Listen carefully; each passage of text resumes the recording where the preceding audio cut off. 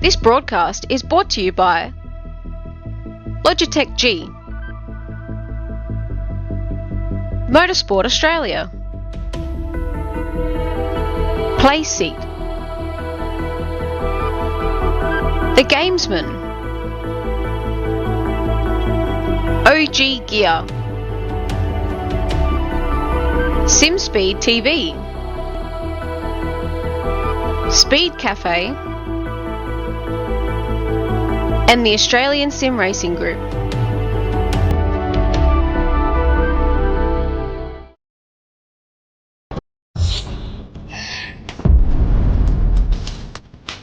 The Racing Series is a new milestone in Logitech G. All the great old wheels, the G29, the G920, the G923, they all have their own unique way of connecting to each other, but there's no room for expansion with those products. So the question arose was, what if we were to give the opportunity for the racer to switch out from a drifting wheel to a GT rim? With the wheel hubs that we've created, that's got a very specific button set, but you can replace any of the steering wheels. And the real lovely aspect to this was we could give the user, driver and the racer the opportunity to experience different genres of race. It allows drivers to craft high quality, customized setups that resonate with your individual racing style.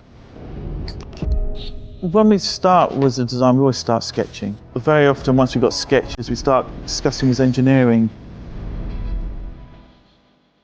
We had 3 rounds of engineering testing or user testing where we invited in users from sim racing, and every single round of feedback we refine, the product based on what they tell us.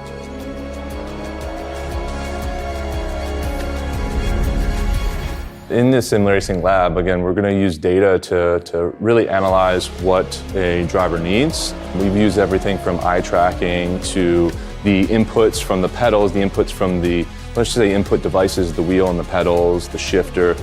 We're taking that and we're compiling it so that we can build different products based on those individuals' needs for all consumers and all drivers. I don't know of anyone else in the industry that's actually doing this kind of research into their products to see how their products are affecting performance of their users. We've built the product to make sure that it's as reliable as possible.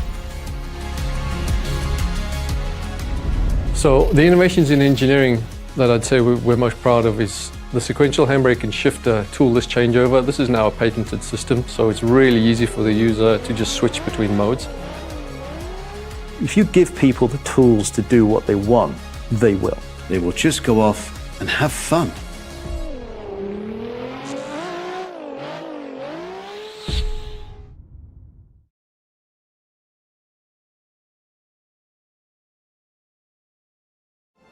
Weekend in, weekend out, Motorsport Australia officials are making waves. From waving flags, waving cars through pit lane, or responding to a wave for help. Wave hello to new lifelong friends. Who knows, you might just make waves around the world. Ride the first wave. Search Motorsport Australia officials today.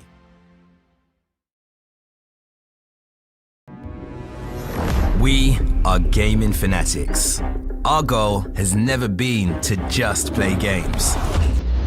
We think it's much better to feel like you're actually in the game. This feeling is what drives us as we create world-class gaming chairs.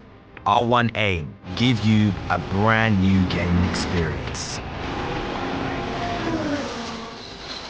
Help you move in perfect sync with everything on screen. Make sure you're having a ton of fun. It took us decades to achieve this, and we're still not satisfied. Every day, we wake up to get better. We'll never stop designing the very best to help you be your best. When it's all said and done, our job's only done if you're in full flow and focused on your victory. May you win, and win big.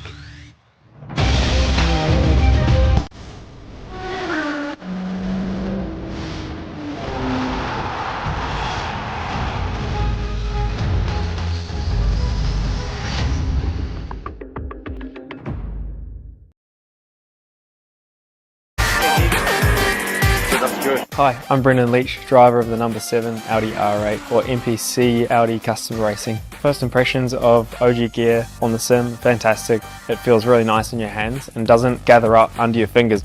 The sock, very breathable for me. I get sweaty feet when I'm on the simulator. I know that's not the nicest thing to say. It has just the right amount of grip because your feet do just naturally move around on the pedals a little bit, and I like the way that they give you that freedom but also give you that stability that you need.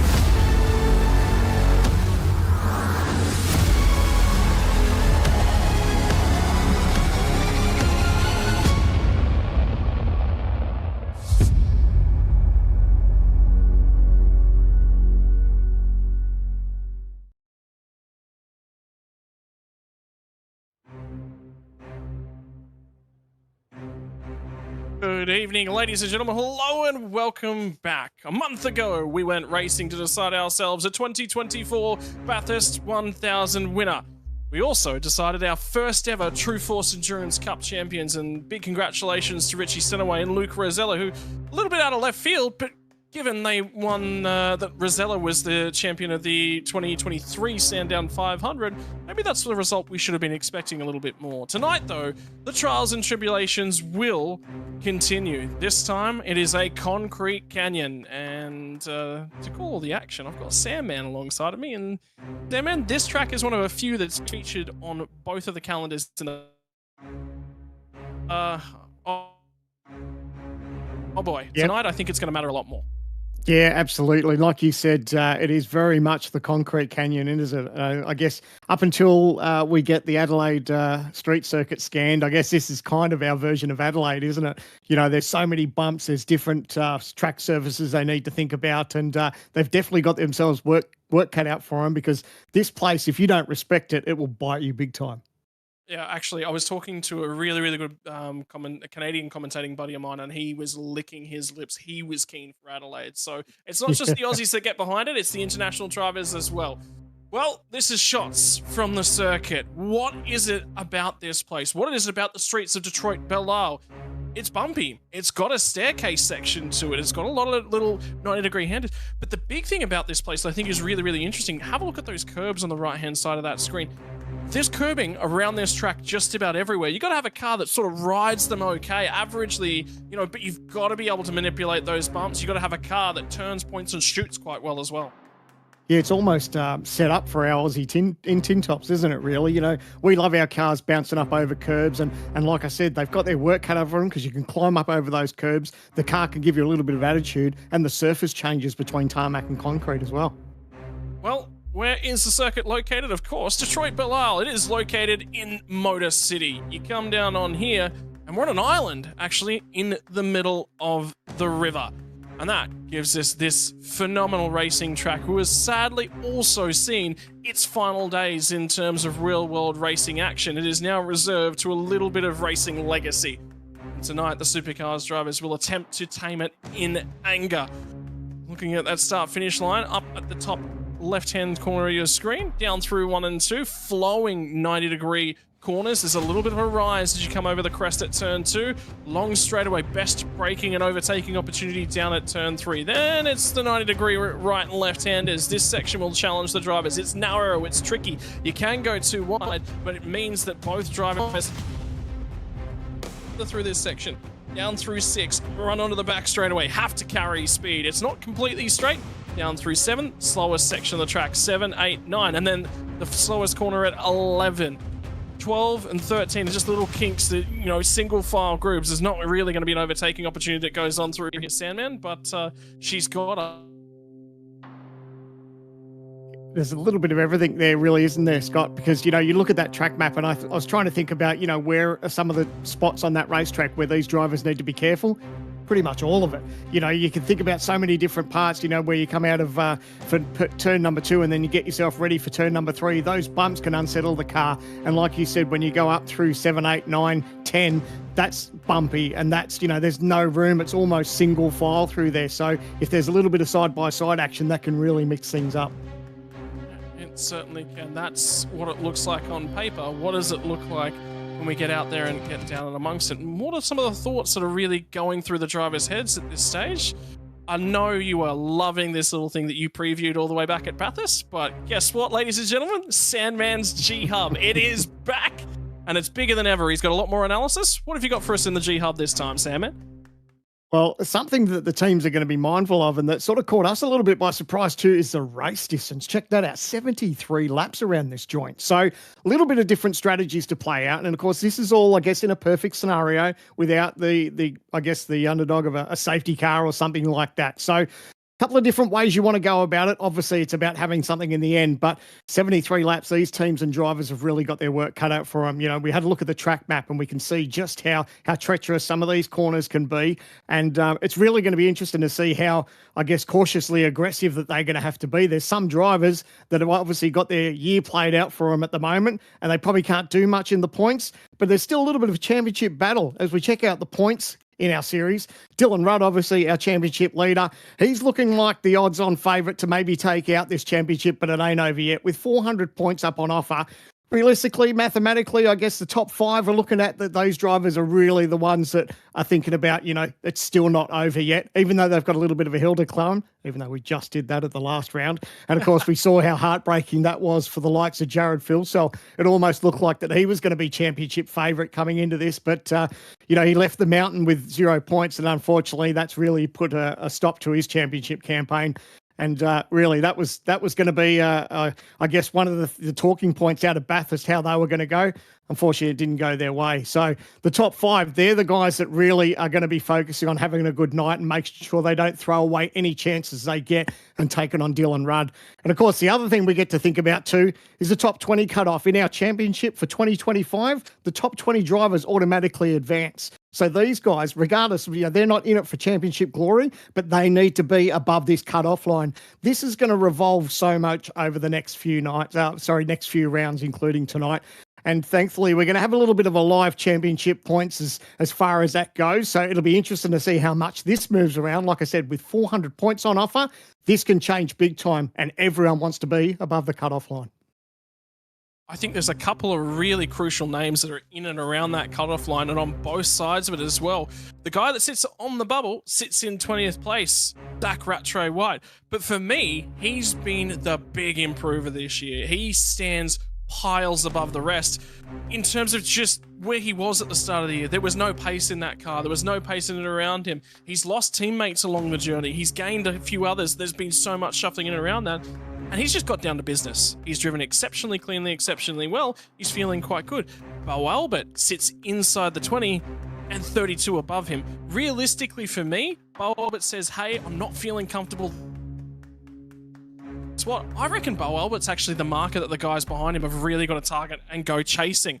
Jake Maloney sits on the outer by 2 points at the moment to Zach Rattray White. Got to outscore him, Marcelo Rivera. This is a huge one. Marcelo Rivera is not here. Has to be in attendance. His 2025 prospects are done. Put a line through him. Yeah, I guess that makes the other competitors around him smile a little bit, doesn't it? You know, one man's pain is another man's pleasure. So, yeah, that sort of makes things a little bit interesting, but how heartbreaking for Marcelo to already been taken out of the equation.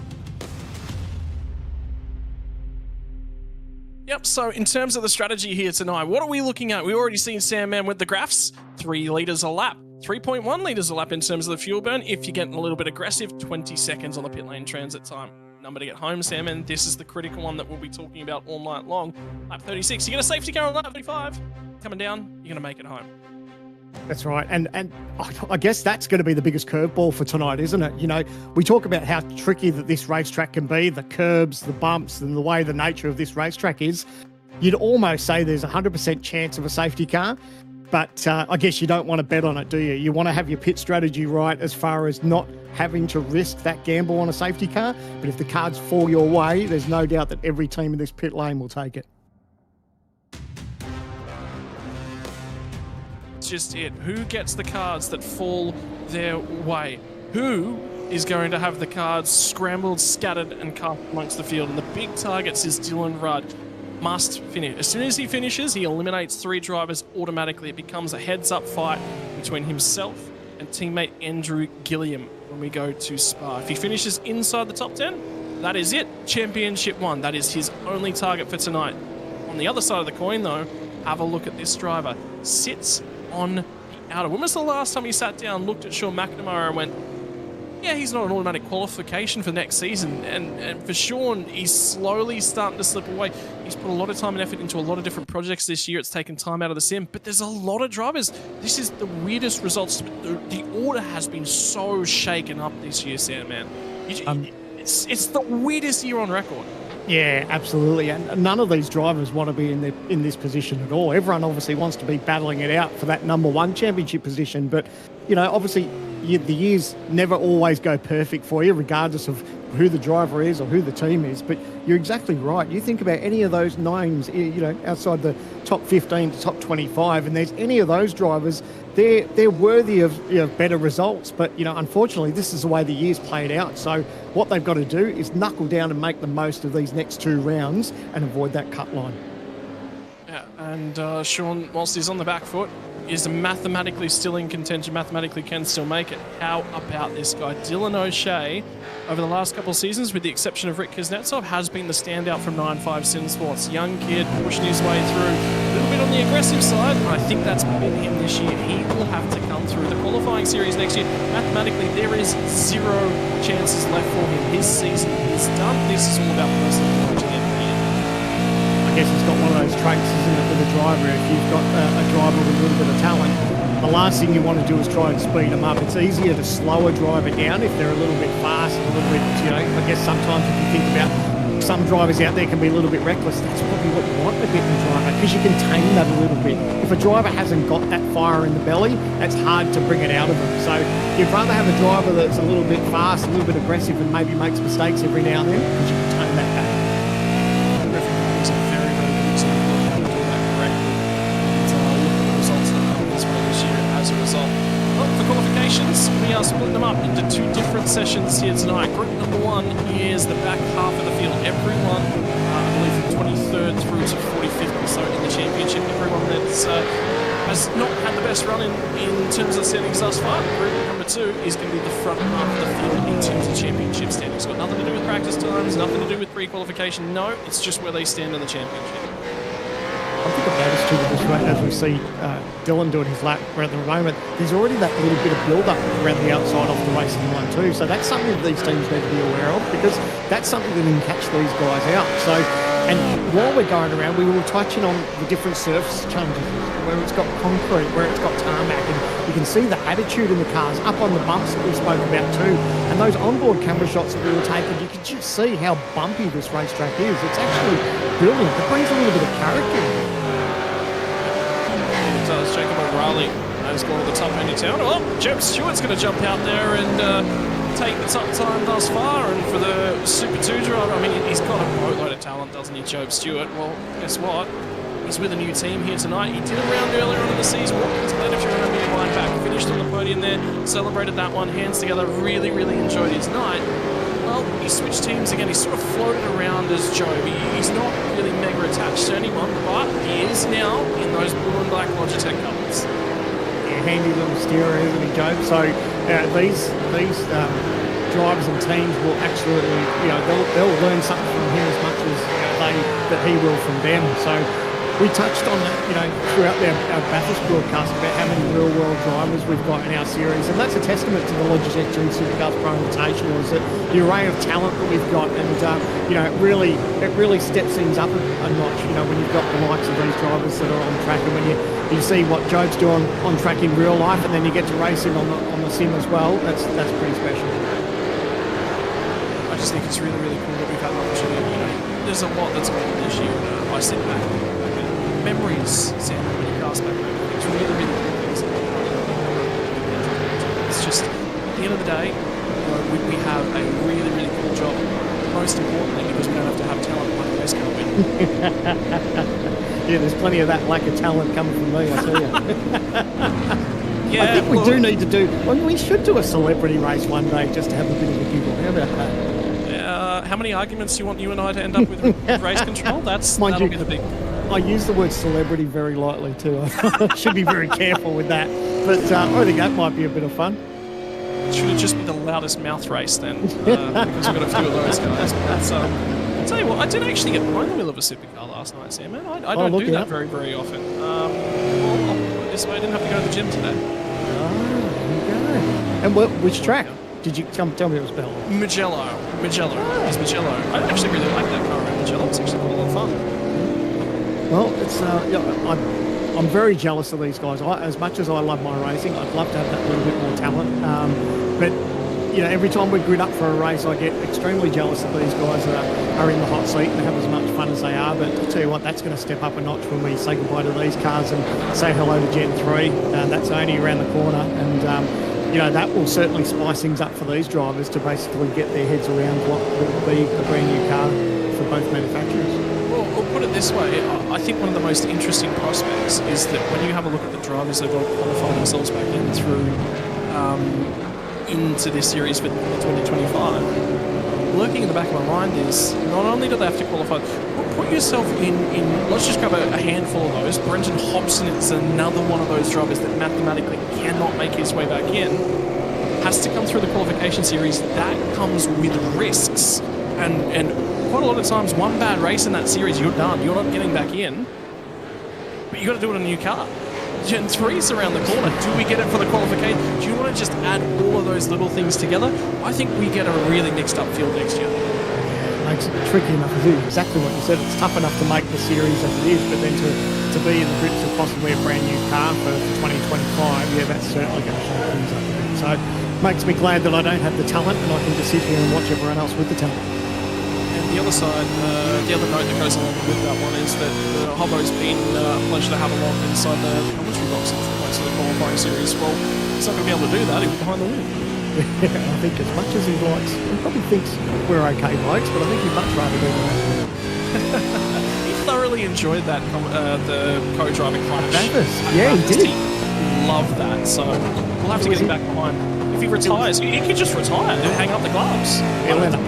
He'll put us out of a job. Oh, geez, there's something's work cut out for him there. He saw it on the wheel there. You can see just that car just had a little bit of attitude. And that's exactly what he's going to do, just back right out of it. So, unfortunately, that lap didn't go well for him. I think he managed to keep it off the wall, but geez, that car had a little bit of attitude.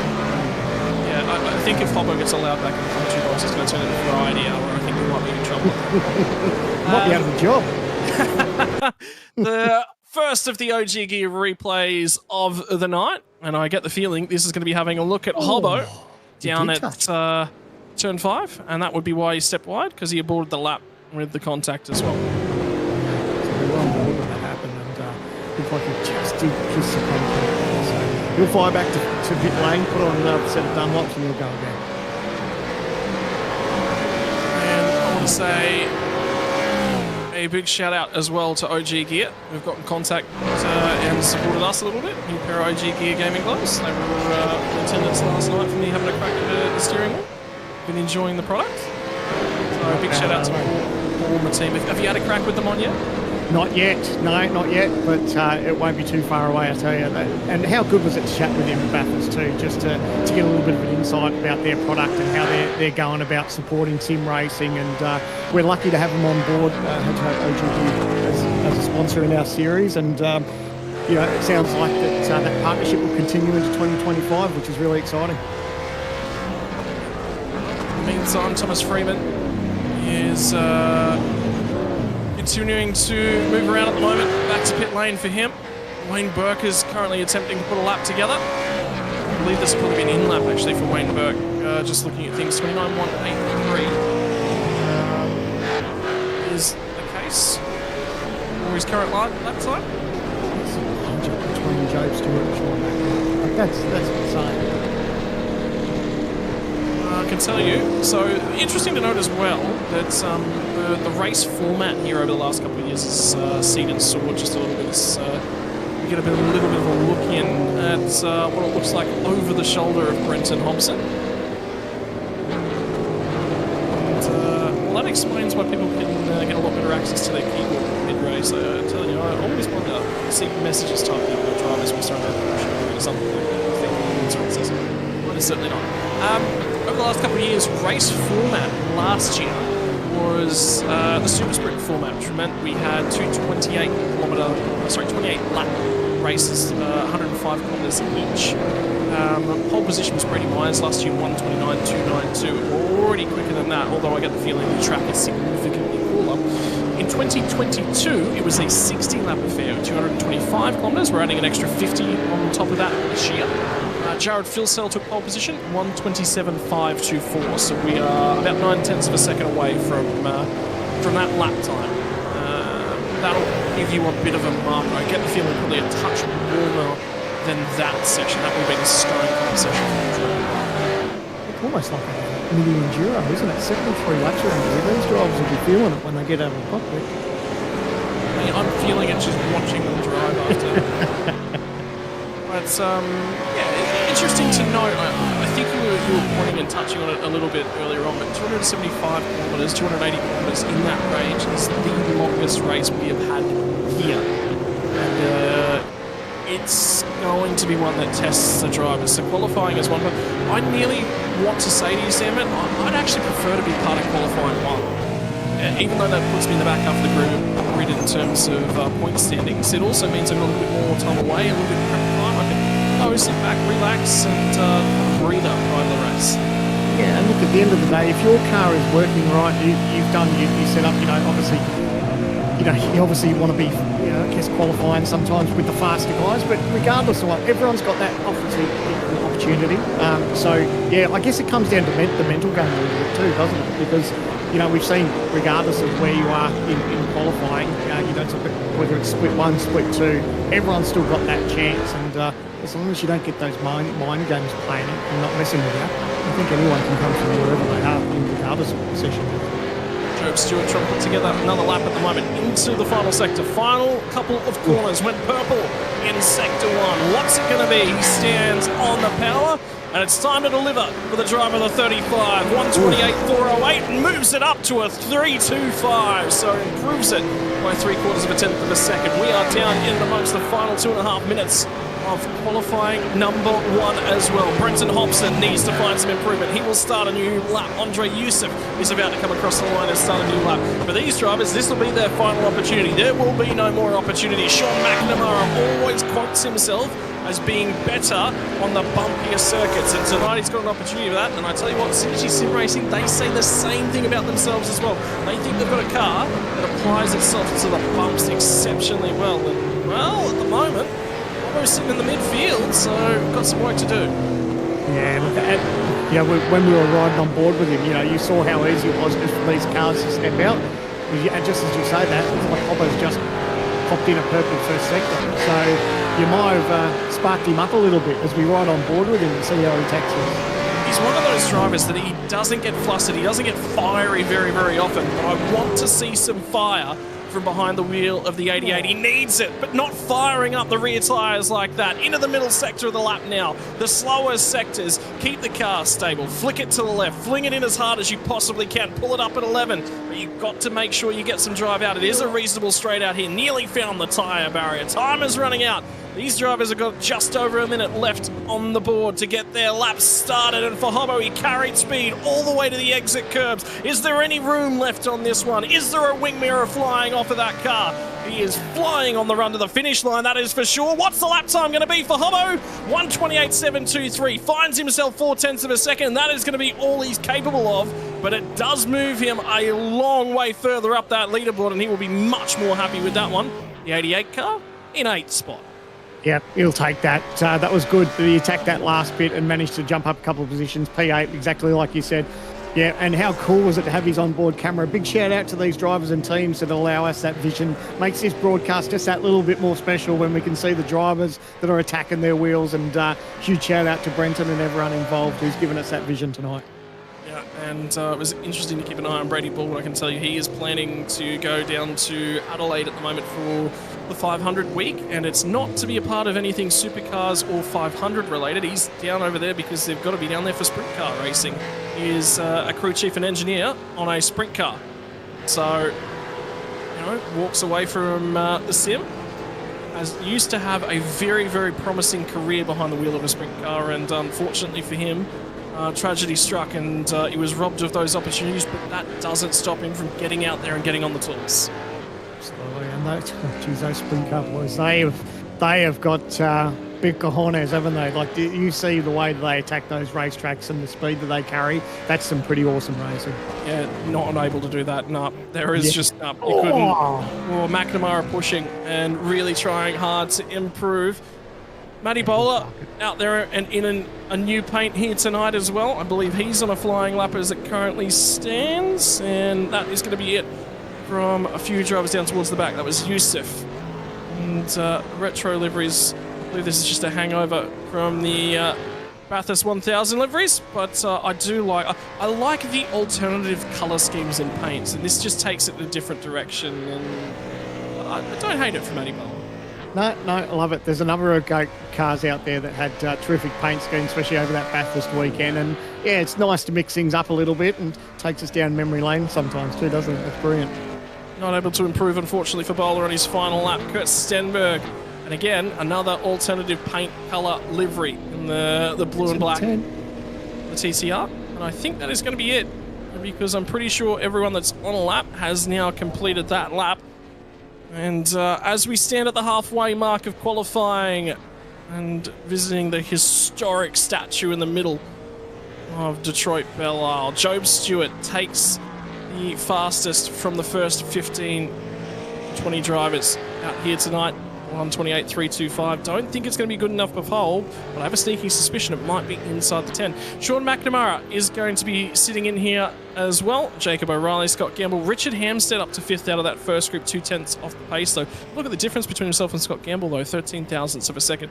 Bowler from Veld, Brenton Hobson stays in 8th place with that lap laid on. Damien Johnson, Kurt Stenberg rounds at your 10. We'll throw it over the leaf to the back half. 16 of the drivers from the first session. Andre Yusuf. Dylan O'Shea is going to be very, very long way down the field. He will be upset with that one.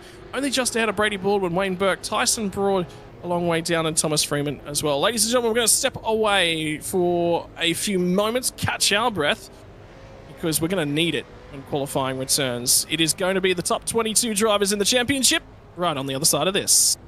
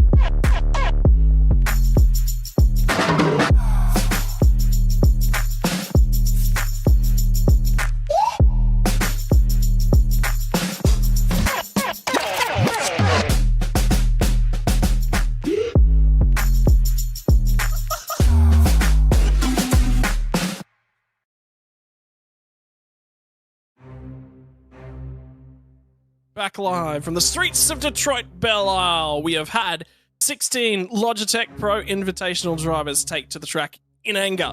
15 minutes of qualifying out of the way, and then in 40 seconds, we are going to release the top half of the field.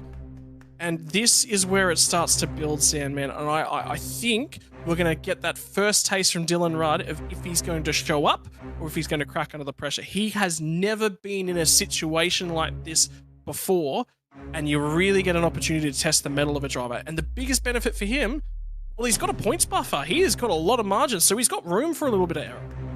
Yeah, well, that's it. And I guess errors, it's not what he wants to think about, but obviously, yeah, that does take a little bit of pressure off it, doesn't it? You know, when you know you've got that little bit of a buffer, that obviously works in your favour mentally. But I think for me, if I was in his position too, you've already seen cars on track, you've seen what times they're capable of, you've got an understanding of what your car's like in practice. So now that there's times on the board, it gives you something to aim for. So I think that takes a little bit of pressure off as well. And Lobs Esports, so many drivers up towards the pointy end of things. One of the things we haven't talked about thus far is the guy that's in pursuit is Andrew Gilliam. And the big thing is when you have a look at all of the results and all the trends, he's right there, right up and on the podium, right up and amongst it every single time. And he likes this place. Guess where he got his first ever win in the series from? Here, race 1 last year. Does it make it easier or worse that you're up against your teammates, though? Because you pretty much know that everyone's going to have really good equipment. Your drivers have all been there or thereabouts for the whole season. And knowing that you've got to take it up against your teammate, I think that really makes it a little bit more trickier. Good's the cheeky grin, Matt. Something funny's just been said in the Trans Tasman Racing Discord. He isn't focused up at the moment, and I think he's trying to collect himself and bring it all back together at the moment. You can just see now he's. I wonder whether or not that wasn't a mute everybody up. I'm now focused up. Yeah. You can afford to be a little bit giggly in that on your outlap, and then exactly what you said. It's got about halfway through. He's got the race face on now, so he's probably turned off all the chatter, and it gets serious now, but. Yeah, no doubt the boys are just having a bit of a laugh there. As for Blake Boys, that's his happy face, that's his pissed off face, that's his poker face. He only has one face, it doesn't change very much. So, it was really interesting to see that shift from Madison down though. That was cool. I love. One of the worst things about the sport is that, you know, you can't walk over at the end of a bad race and somebody's put you in the fence. You can't walk up and go, hey, what are you doing here? You've wrecked our race car. One of the biggest things is that the helmets are off. You can see, when they've got their webcams up, you can see what's going on their face. Yeah, and we encourage that, just to have those webcams, just so we can see that little bit of inside of how the drivers attack their racing, and you can see when they're on it. And exactly like you said, it was all laughs and mucking around, but you could see as soon as he switched serious, it was just, race eyes were on, and away he went. But how's the moving around with Ethan Grigalt there, up on 2 wheels there, a little bit of attitude in the car. But he's got a nice clear racetrack in front of him. He doesn't have too much to worry. He's still got a fair bit of time up on the clock too, so he can afford to be a little bit aggressive in the first lap. I'm really, really intrigued. I'm going to do a deep dive in between now and the next race, and maybe start getting some report cards out on the number of drivers. And for me, Ethan Grigalt has not necessarily had an outstanding year, but he's not had a bad year either.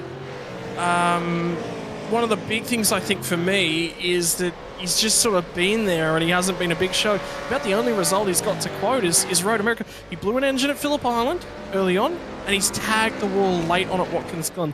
There have been so many unforced errors from him, but the biggest thing right now is that he went out there, he went hard, and he set himself a big lap time. And how about this from Rick Kuznetsov, who's going to go out there and say, right, I was in this championship hunt at one point. Now I want to set a marker out there. James Scott goes out there, sets a big old marker, 128.120. We are so close to getting into the 127s. Who is going to find the time? Phil Sells 7 thousandths of a second off pole position. And for Madison down, 8th quickest, 3.5 tenths of a second off the pace at the moment. Work to do. Gilliam goes to the top of the timesheets too. Look at the margin too. Absolutely nothing. Big slide there for Jake Maloney. Holds onto it. Doesn't bin the car. He just heads straight to pit lane and starts again. But man, oh man, absolutely nothing in the top 3. Have a look at those times. Yeah, and I said Gilliam was quick around here. Well, that is the marker. cast your mind back just a few rounds ago to Road America. Griffin Gardner joined the Lobs Esports outfit. Guess where he went on debut for the new team? Straight to the top end of town. And Gilliam, you can just sense he's just been working. He's just been every single round. You can just see little bites he's taken out of these guys. I'm going to be honest. I think he's pushed himself up there and said, hey, I want a championship in 2025. Yeah, well, hey, he's in contention. He's there. So, why not? And the best bit is that he punched that time out. Look how just the overcast that this track's gone too. So he's done that on his first flying lap. So that's a beautiful banker to go straight into that. And he'd be stoked with that effort. And there's a replay coming up here at the moment. I'm just not 100% sure necessarily. Oh, huge moment. Yeah. And that was Maloney. That's Jake Maloney, because that was him entering pit lane. I get that, yeah. Woo. But update as well from Brady Myers will be starting the race from the rear of the field. And it's because the stewards don't miss anything. They are right onto it. There is a procedure behind things because, well, I'm gonna come out and tell all the fans that haven't already picked it out. I'm on the autistic spectrum. I love me a really, really good procedure, well written. I love a bunch of rules. You have to follow it. Brady Myers, unfortunately, has breached those regulations, has towed outside of the allowed sort of regulations, which is any towing. I think there may have been an issue. I think what's going on is that he actually went out in the wrong session. Right. Yeah. Oh, that's an easy one to do too. It's an easy little mistake, but unfortunately, the rules are rules, and so that's, he's going to have his work cut out for him for a rear agreed start. His response, that's okay. Wouldn't mind myself a pair of OG gaming gear gloves anyway for driver of the day. Hard charger performance from the rear of the field to the front. Well, he sets himself a challenge. Again, another driver that's just like, I'm out here for a little bit of personal glory. I'm not in a championship hunt. I'm automatically qualified for 2025. Let's turn on hard mode. Look, he's in 5th in the points. So, I mean, everything would have to go his way for him to improve significantly in the championship points, but never say never. But still, he's 5th in the points, and mathematically he still has a chance, but that really makes things a lot more trickier for tonight. I guess the good thing that works in his favour that he's got 73 laps to sort it all out too. Yeah, so we'll be referring to that point standings all night long, and keeping an eye on the Dylan Rudd. Sort of lock yourself in on that 990 on the timing tower all night long. 7th place in terms of qualifying right now. What that means is that is first box ticked. Needed to get himself inside the top 10. Will change as we run out of time here in qualifying for the 280 kilometres of Detroit Belle Isle. And another driver that needs a strong qualifying performance who is on the outside and looking in is going to be that of Jake Maloney, because right now he needs a few points. If he can qualify himself into the top 10 and run there all night, that might be just good enough to get him inside the bubble heading into our final round of the season from Spa. That's it. You just want to grab every point available this round, and then, like you said, you take it to the last round and just play it as it lies. Unfortunately, no one wants to be in a position where they're trying to battle that cut line, but you can't let it bother you. You just got to try and make as little mistakes as you can, make up some advantages on other drivers that might be having a little bit of difficulty, and just hopefully things go his way. But there's a number of drivers that will be turning around that cut-off, and it'll be playing mind games with them, but you can't let it get to you. Yeah. And for right now, he's got to make sure that he gets the time on the... That's an issue. That's a hardware. Was he getting out of the way? He was getting out of the way. Yeah. Something more's going on there. I wasn't looking. Was it a teammate behind him? I didn't see if he was giving a little bit of a tow. I don't know. Oh, but apparently behind him. Right, so okay. Yeah, maybe he just decided to get out of the way, and but now he's got to fire off. I guess maybe he was thinking about a dive to pit lane and then didn't want to cut across. Not sure. For Jared Philsell, 1:27.977, and it is the first of the drivers to drop down into the 1:27 timings. So he is going to step up and take pole position. He's just about had a monopoly on it this season, and another race where he's going to be right up there. How about Madison Down, who improves as well? And all of a sudden, Gilliam. Gilliam says, no, I won't be outdone. I want to be on that front row, and I want that pole position. Come after me. How cool was that? Gilliam, Phil Sell down, James Scott, Griffin Gardner, your top 5. Like, that was just switching around. You could see how much there was movement with that leaderboard, but they're not mucking about, are they? They're really taking it to each other. This is going to be an absolute cracker of a race. Look at that top 5. And have a look at Job Stewart's time, still inside the top 10 as well. Keep an eye on Bo Albert, needs a strong performance here tonight just to give himself enough room for some errors maybe at Spa.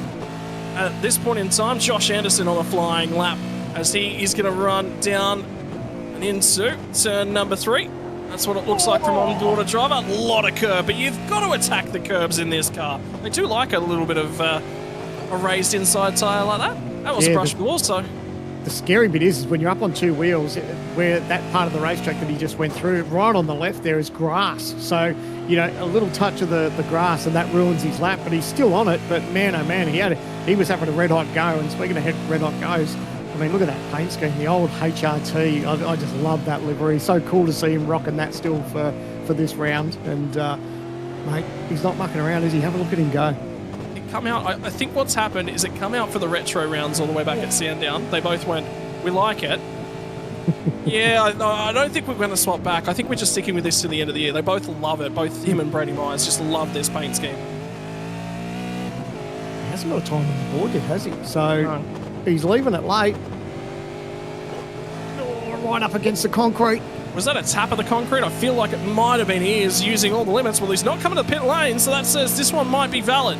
4 minutes left in terms of qualifying. Second to the last qualifying attempt of the season. 28.462 is going to put a time on the board for Josh Anderson that is good enough for 13th at the moment. Slots in behind Bo Albert. And Bo will that one. Ian Ford we're getting a look at the moment on the run down to turn number 3. Locks the rears. Tyre barrier. Oh, man, looked like almost a carbon copy of an IndyCar shunt when they have that sort of problem. The rear gets away with him, tagged the tyre barrier. Thankfully, he's able to keep going. Not too much damage, but he'll fire straight to pit lane. You can see the left guard punched in, but he got away with it though. And how's the blue and black cars on the run down through the first sector? Enough time on the board for 2 more cracks at it at this point in time, but I get the feeling we'll only see one more. Ethan Griegel in the 7 machine, sits 7th on the road. Rick Kuznetsov, I'm liking this from Rick. I wanted to see some fire from him this season when he had a shot at leading the championship. We have seen that from him, and I'd say at the end of the season, you'd sit there and go, yeah, you know what? It's actually not been a bad season for Rick Kuznetsov. Yeah, look, I think every driver, obviously everyone wants to win the championship, but if you can put yourself to be in a position where you're reasonably competitive and there or thereabouts, that's what everyone wants. There's nothing worse than having an absolute rotten season where you walk away, you might be 30th or 40th or something and things just don't go your way. But at least, if you're competitive and you're taking it to the guys each week, that's what drivers want. James Scott in the middle of what's likely to be his final qualifying attempt. A little bit of a wiggle as he comes onto the back straight away, and the other driver I'm sort of looking up and down the leaderboard for is Luke Rosella, Bathurst winner, sits 16th at the moment. A lot deeper in terms of things. What's James Scott got for us on the run down to the end of the back straight? Turn 7. It's this up in and around tight technical section through 8 and 9. Be difficult to overtake here. Going to require a mistake. iRacing needs to work on ripping these wing mirrors off, I think, because I don't imagine that James Scott would have wing mirrors on this thing after his lap. He's been right up against the wall, having a red hot go. But how cool would that be to see these mirrors just bouncing off these race cars? Oh, I reckon within about the first 5 laps there'd be none left. We love it. So for James Scott, gets it back down to the start-finish line, improves, also drops in the 1 minute 27s, bumps his teammate Phil Sell. Phil Sell will drop one more spot. I've just seen Dylan Rudd, if he's on a qualifying lap, he's had a big slide, so I think he is not going to improve from where he is, which means he's under pressure. There is not enough time for him to get back out and get another lap on the board, so I think he'll have a crack at finishing this one. Luke Rosella, we were just talking about how he's a long way off the pace as it currently stands. Well, he's found something. He's found a purple in the first sector. The lap time's coming together for the driver that started the season off with a couple of DNFs. This is interesting that I said about these championship contenders that are all within the same team. You know, all your teammates are going to have great cars around here, and I think Luke's going to show us this. He's currently sitting in 18th. He said that purple sector 1, he's got a little bit of a toe there as well, so he's going to take this to the flag. Let's see how far this jumps him up the grid. Now for Luke Rosella, short run of the line, manages to improve by about 0.4 of a second, moves inside the top 5, immediately gets bumped outside of the top 5. Luke Rosella back to 7th spot at the moment. Kuznetsov's improved, Gardner's improved, they've both jumped back up there.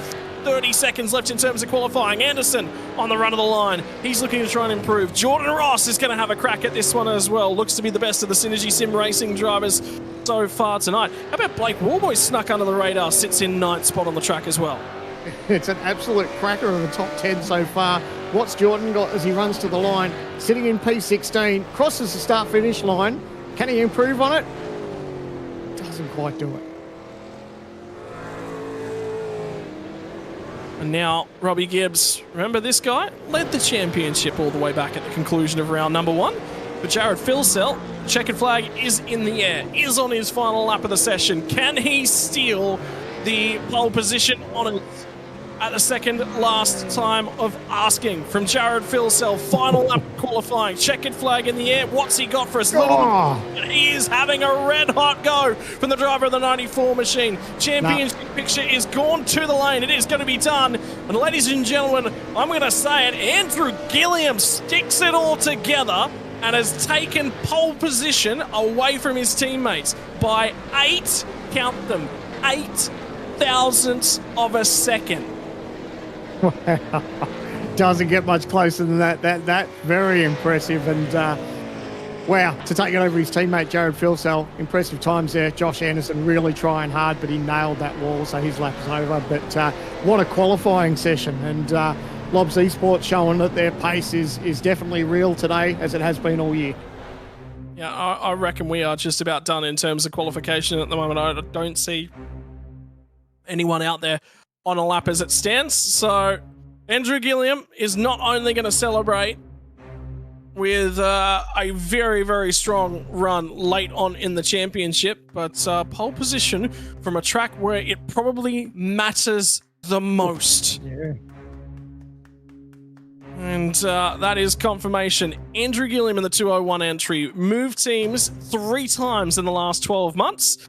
Has now found himself in a comfortable machining position. He does engineering work in the real world as well for DJR. And he has grabbed himself a play seat pole position. 1:27.826 the time to beat. Jared Filsell got close, not quite able to knock him off. 8 thousandths of a second was all that separated him from qualifying in the play seat pole position. He will still start from the front row. James Scott, 10th of a second further back, sits on row number 2, and the first non-doing okay Lobs Esports car is that of Madison Down, who put the game face on and then turned the wick up and went out there and set a quick lap. On row number 3 though, Griffin Gardner was pole position all the way back at Road America, a little bit deeper in the field, but in a great position, and boy hasn't he been improving of late. Rick Kuznetsov saw flashes of brilliance from him, really loved the way he drove that car back at Phillip Island. He is going to be out of 6th spot. Luke Rosella improved late on in that session. It's been a trials and tribulations kind of year for both of the guys on this row. Sits in 7th spot. He's very happy with his Endurance Cup campaign. Ethan Griegold starting off alongside of him. We'll be looking for big things from the first of the ERT drivers here tonight. Blake Warboys sits inside the top 10. Mr. Quiet, Mr. Consistent, always looking to perform. But for Job Stewart, has had such a strong year. Every time he gets the opportunity to get behind the sim racing wheel, I hope we can see more of him from 2025. Dylan Rudd needs to finish 1 spot further forward from where he starts here tonight. If he does that, it is going to be a championship for him. Sean McNamara is going to start off alongside of him. Really strong qualifying performance from Sean. He'll be happy with that one. Out at 12th spot. 13th and 14th on the grid. Bo Albert, strong performance. Will be lining up alongside of his teammate, Robbie Gibbs. Led the championship all the way back at the conclusion of Sebring. When things went his way, could it be another one of those performances here tonight? Joshua Anderson out of 15th and Jordan Ross out of 16th. 8th row of the grid. Jordan Ross has been pretty consistent, starting about that spot right throughout the season. Adam Briggs has had an up and down season. 17th spot on the grid for him. Jacob O'Reilly finds some speed. Good for him. Good to see for the 222 driver first of Vermilion Motorsports cars. Scotty Gamble would like to qualify his way back in for 2025. He's going to have to do it the hard way, this time inside the top 20. Richard Hampstead will line up alongside of him out of 20th spot. Outside of the top 20, Matthew Bowler. He's cheeky and he's a fun-loving guy, and there is another teammate alongside of him. These two, when you get them alone in a room, are an absolute hoot to hang out with, 21st and 22nd for the ERT drivers. Out of 23rd is going to be Zach Rattray White. He'll be disappointed with that qualifying performance, and if he needs to press his way forward and stay inside the bubble, he's going to have to get a good getaway off alongside of Brett and Hobson. Look to try and pick up some spots on lap 1 for both of those drivers here tonight. Out of 25th and 26th, we're going to be looking at Damian Johnson and Kurt Stenberg, two veterans in terms of V8s racing in Australia, and two drivers with a whole host of strong results behind them. And both of those drivers starting to lose their shine. I really hope that we see them back from 2025. Andre Youssef and Dylan O'Shea, both of these drivers with something to prove, I think, and they won't be finding it from qualifying here tonight. Will they find it from the race? Brady Baldwin qualifies inside of the top 20. Ian Ford will start off alongside of him to round our top 30, just over a second back, all the way to 30th. Wayne Burke and Tyson Broad, 31st and 32nd. Before we will get outside of these guys, back to Thomas Freeman will be the final of our qualifying drivers. I can tell you there is one more driver to line up alongside of him. Actually, that's two, because not listed there because they did not set qualifying times. Brady Myers out of 34th and Jake Maloney out of 35th. And I do have a correction for our viewers that are watching along at home. I'm going to make a significant apology. I said DJR for Andrew Gilliam. I'm incorrect. I'm glad that somebody's pointed out that. Do your research, write your notes, and make sure that you do some reading. It is Matt Stone Racing for Andrew Gilliam that he is an engineer from.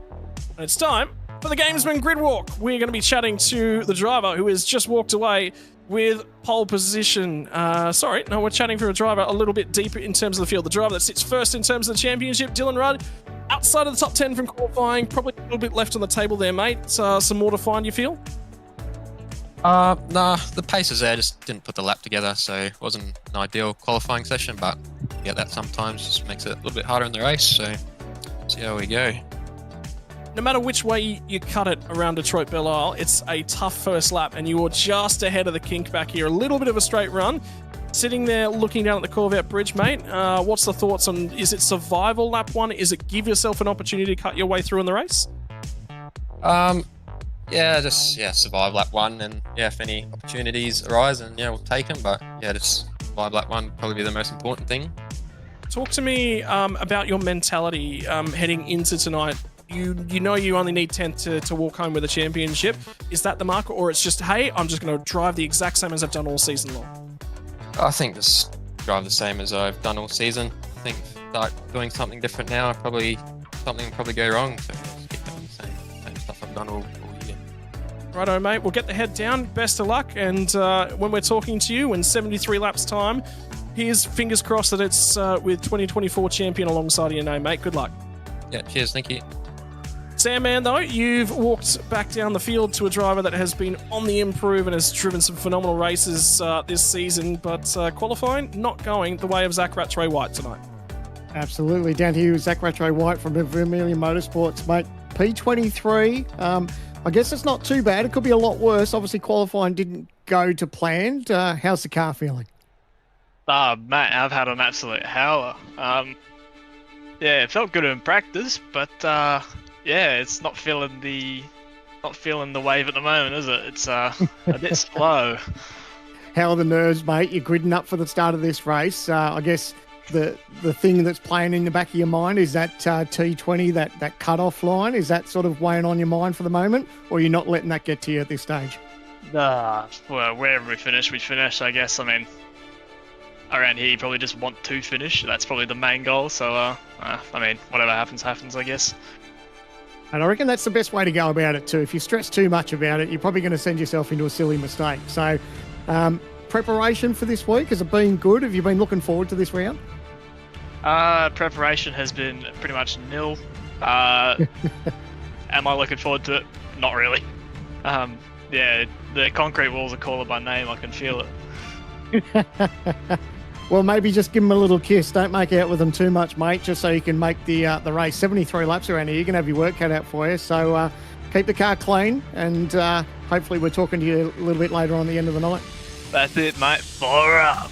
There you go, Zach. Very right, mate. All the best. And Scotty, I reckon you've gone a little bit further down and you've found yourself Tyson Broad. Mate, get this guy out of my commentary booth. He every single time I talk to him, he only brings up bad memories for me, all right? So, ladies and gentlemen, we're chatting to a good buddy of mine who loves to absolutely rattle my cage and take the mickey out of me.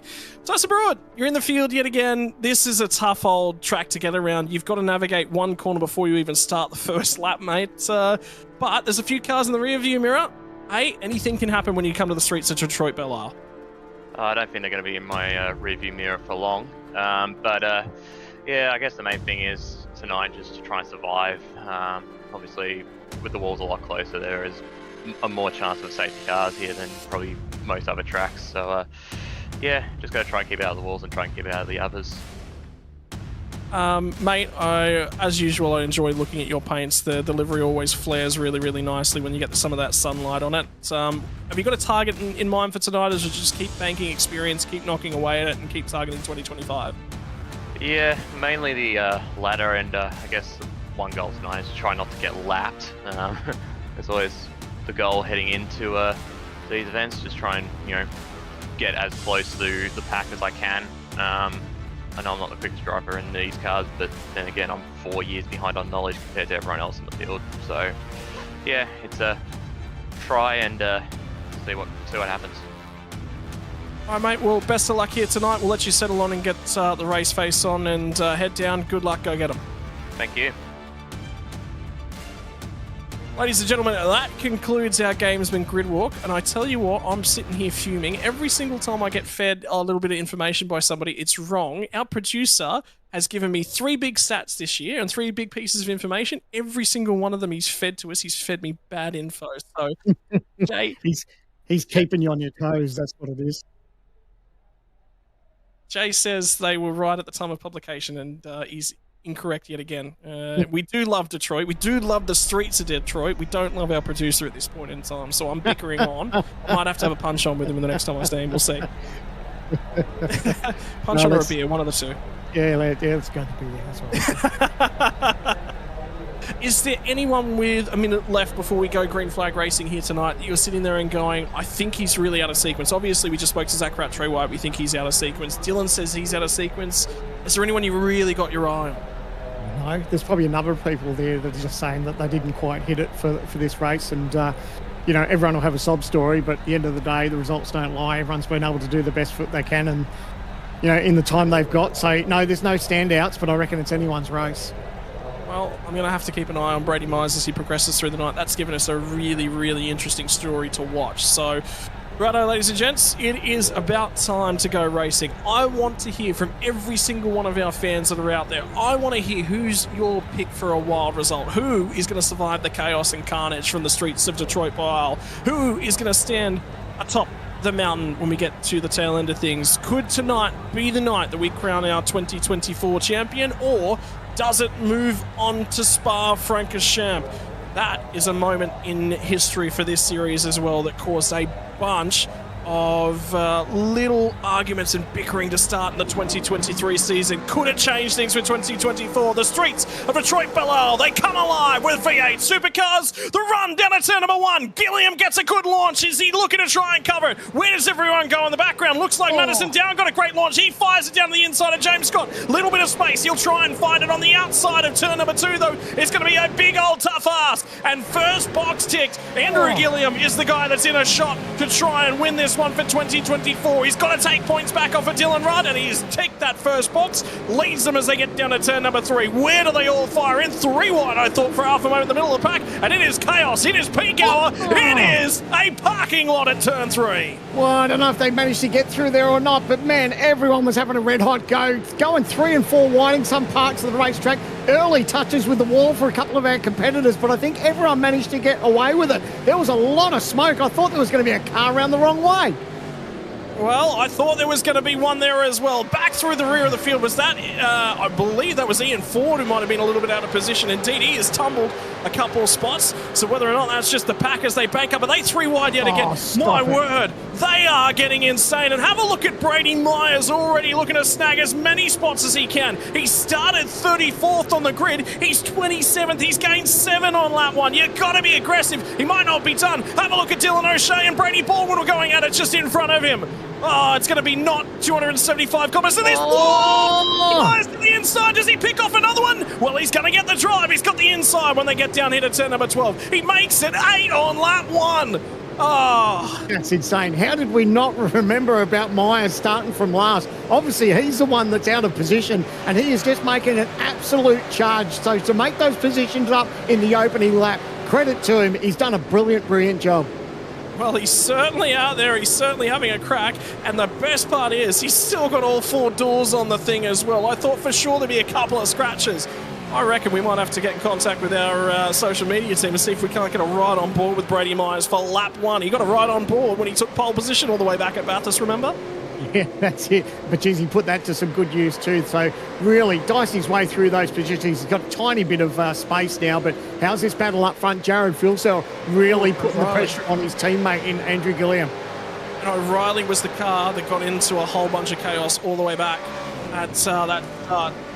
So Matthew Bowler and Jacob O'Reilly both have the meatball flag, and they are where the whole big bunch of damage starts. So for you, ladies and gentlemen, guarantee you that we're going to get ourselves an OG Gear replay from that one. Yeah, that's always, when you get that meatball flag, here we go, the OG Gear replay. It's just, big dive under brakes. Everyone's having a red hot go. Oh, that's just contact there. Geez, it could have been a lot worse. I thought that was going to be, like you said, you called it that it could have been a parking lot, and it definitely had that recipe there for that. But everyone managed to get away, but obviously some damage to those cars as well. Mate, I don't understand how it wasn't a parking lot. You see that amount of smoke at Detroit Bolo and you go, it's over, it's done, they're all going to be static. But they got away with it. That's it.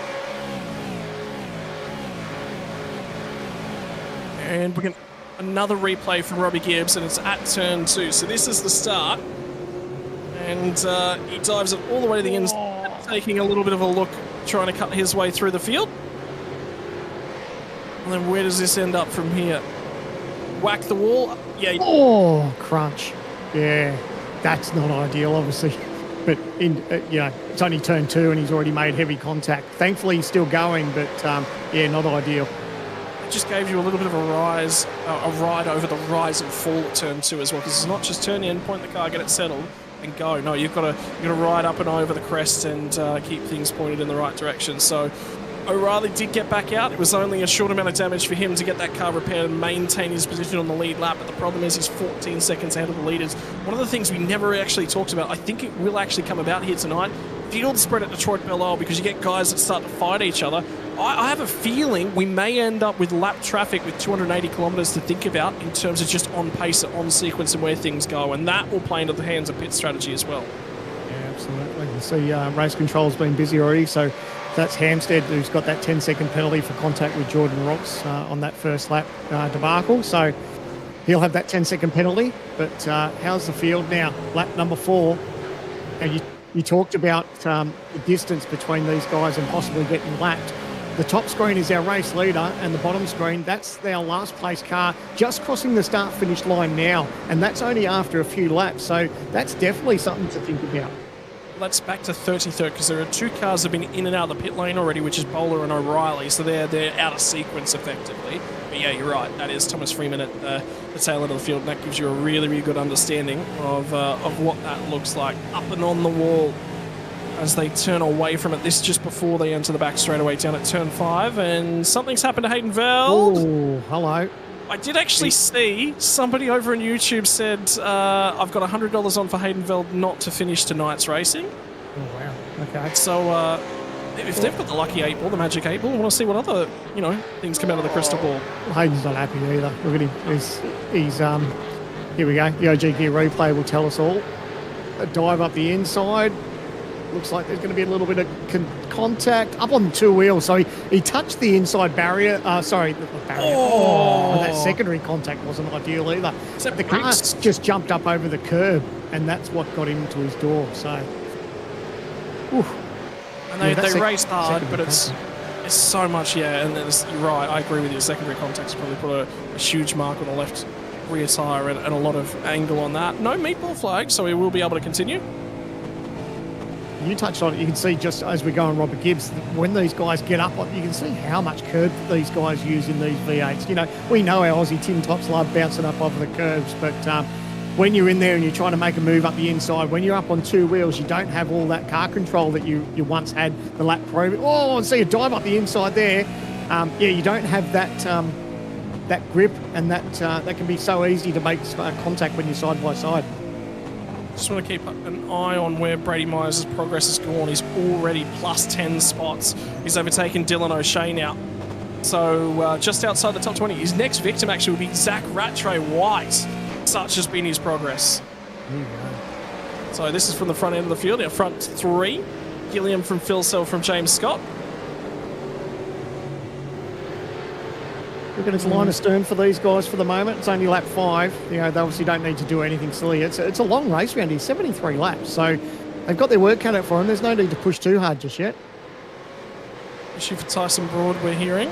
Run down to turn number 3. Does he get in here hot? I'm going to say yes, he does. Yeah, locks the rear. Okay.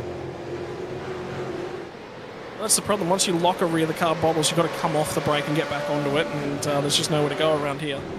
And it's making that decision too. Do you go left down the escape road, or you try and make the corner? That's the.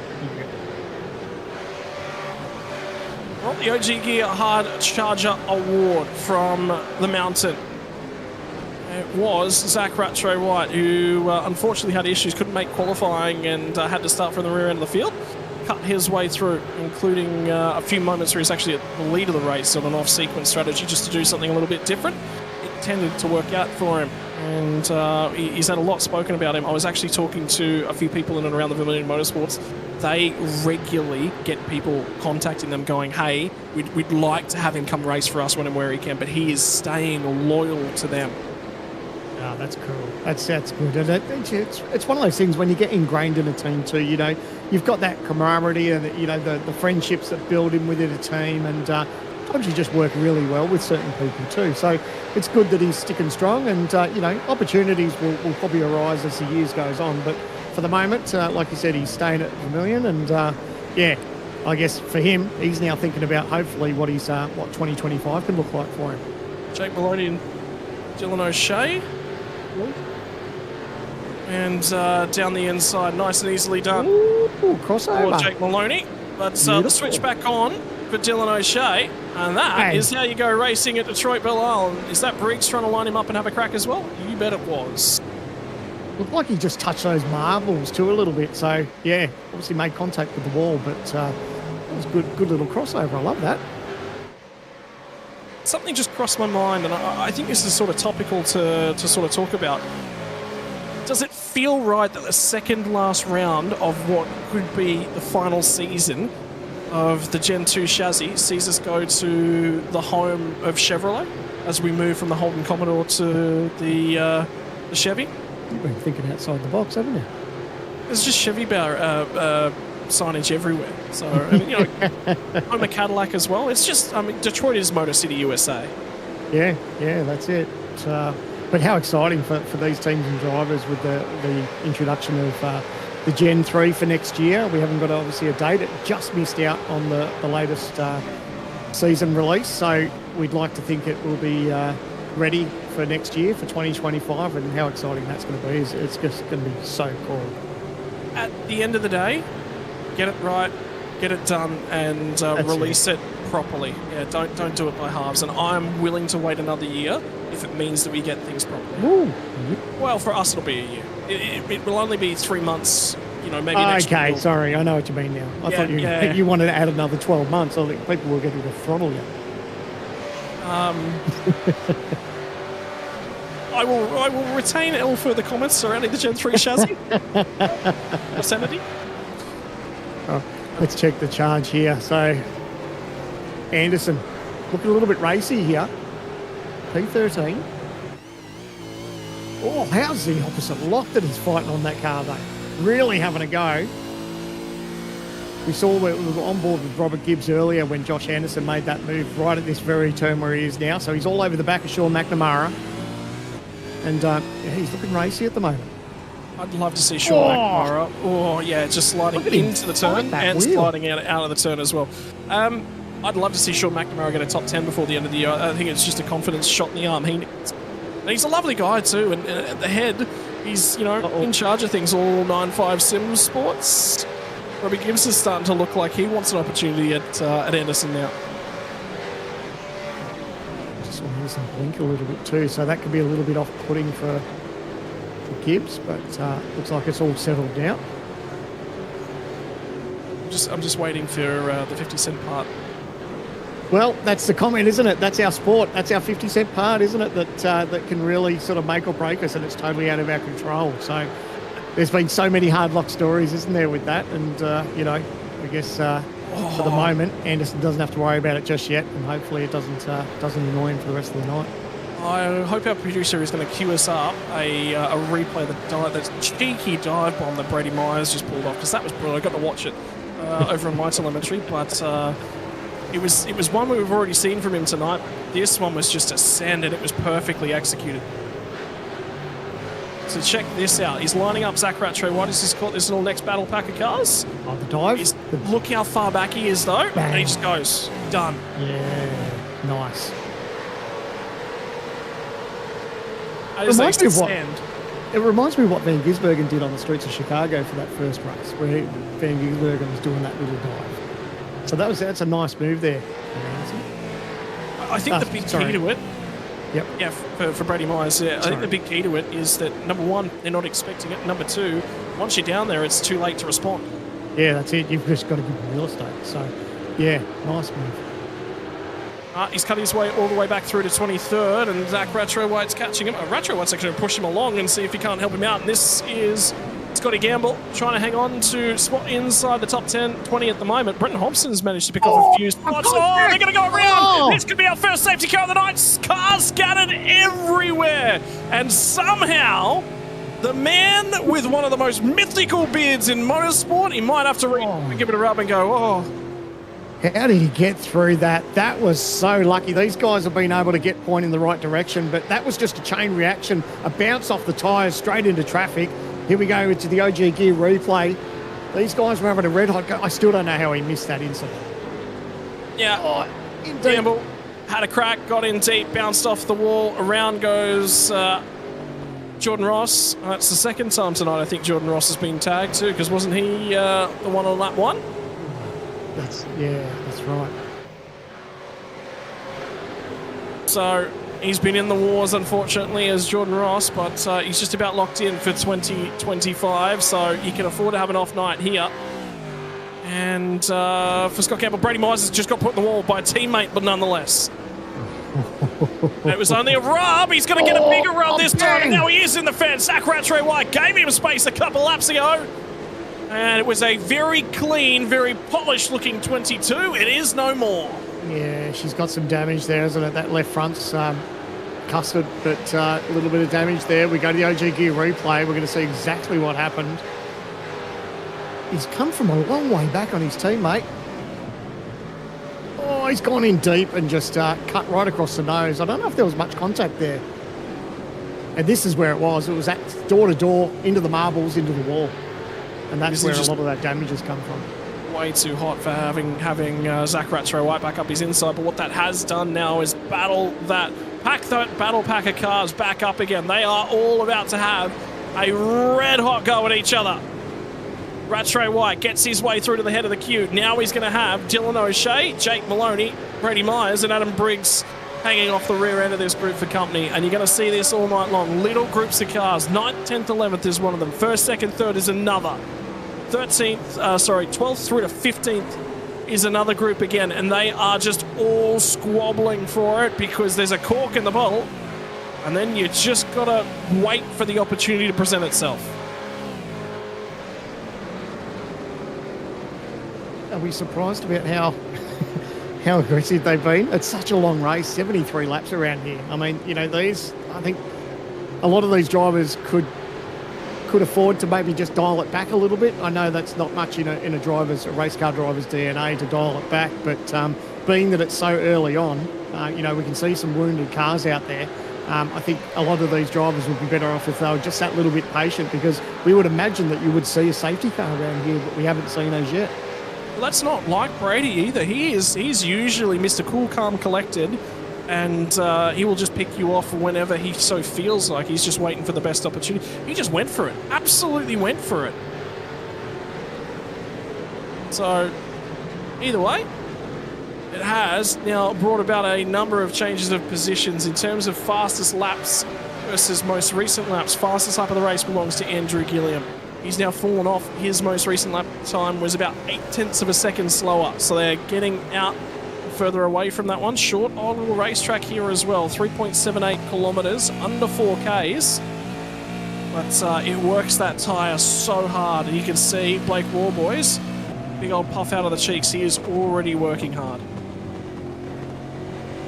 Yeah, I do love these onboard cameras where we see, you know, these drivers where you can see their setup at home and how they go about their racing, how they work their wheel, you know, some of the postures that you see. You know, we've commented when we see Kirk Stenberg, he gets right up on the wheel when he's racing. It's cool to watch to see how he goes about it. I don't know how he's not worn out at the end of it when he's up on the wheel like that, but really good insight, and we love that these teams and drivers share their cameras with us for the broadcast. It's really cool. They don't have to.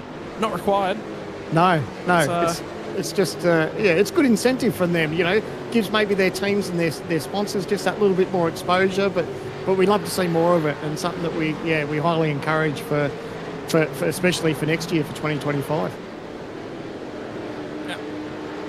And Warboys is continuing to just have a crack, sits inside that top 10.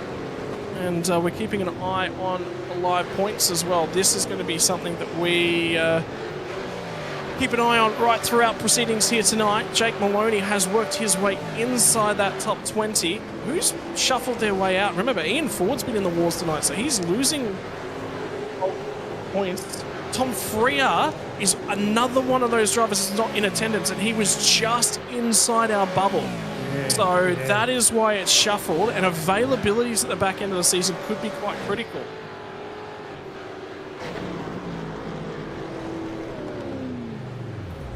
Oh boy, here we go. First of the pit stops, Jake Maloney's going to be the first one to dive into the lane. I do wonder. This just keeps shuffling the point cycle around. Him just pitting shuffles McNamara in and him back out again. So that will come back his way. But I like this choice from Maloney. That pack was getting feisty. This shuffles him out of it. He's on the back foot. He's going to have a very, very long run to the flag. But hey, he's grabbing his season by the throat. He's going to wrestle it around. Yeah, that's it. I mean, maybe a little bit of clear air, some fresh tyres. I mean, that could work in his favour. And if he gets enough of a long run here, if he can get 5, obviously maybe 10 laps or more into it, and then a safety car starts to come into it, it could shuffle things up and make things a little bit interesting. But hey, I like it. Roll the dice. Don't do what every other driver's doing out there, and just run your own strategy. There is a really, really interesting number that we're looking at, and I was actually doing the math on this one in the background. So the only way that this matters is if Dylan Rudd does not score points at either this race or the next race. Right now he is exactly 200 points behind Dylan Rudd. So basically, if things finish as they are, and this is why I said at the top of the show, a 10th place for Dylan Rudd guarantees him a championship, because it puts it to 202. If they finish level, what it actually shifts the responsibility across to is Andrew Gilliam to win the final 2 races of the season. If he does so, he'll have better tiebreakers than Dylan Rudd. How close is it? I'd like to be in Dylan's position at the moment. He's rolling around in P11. He's got a couple of positions there that, he can capitalise on, and it's only lap 14. He's got a straight race car, and that's what he needs to do, is just stay out of trouble, keep a straight race car. And, when you've got that little buffer of just needing to be inside the top 10, that makes it a lot easier and takes the stress away from the driver. Penalty coming our way as well. Josh Anderson's made contact with Sean McNamara. I did hear McNamara on the radio a couple laps ago looking at and thinking about things. But yeah, he'll have 5 seconds to serve whether or not he takes it. His pit stop, takes it post-race, it's up to him. But the risk is you see a safety car. Well, that packs everyone up. 5 seconds right now might not mean a lot, but you never know what's going to happen at the back end of the race. Yeah, I'm always of the opinion that drivers should serve that penalty as soon as they have that next pit stop. But hey, that's just my opinion. But yeah, you don't want to have that penalty, and then if you save it for the end of the race, and if there's a safety car, exactly like you said, you can go from somewhere up towards the pointy end to rear a group pretty fast.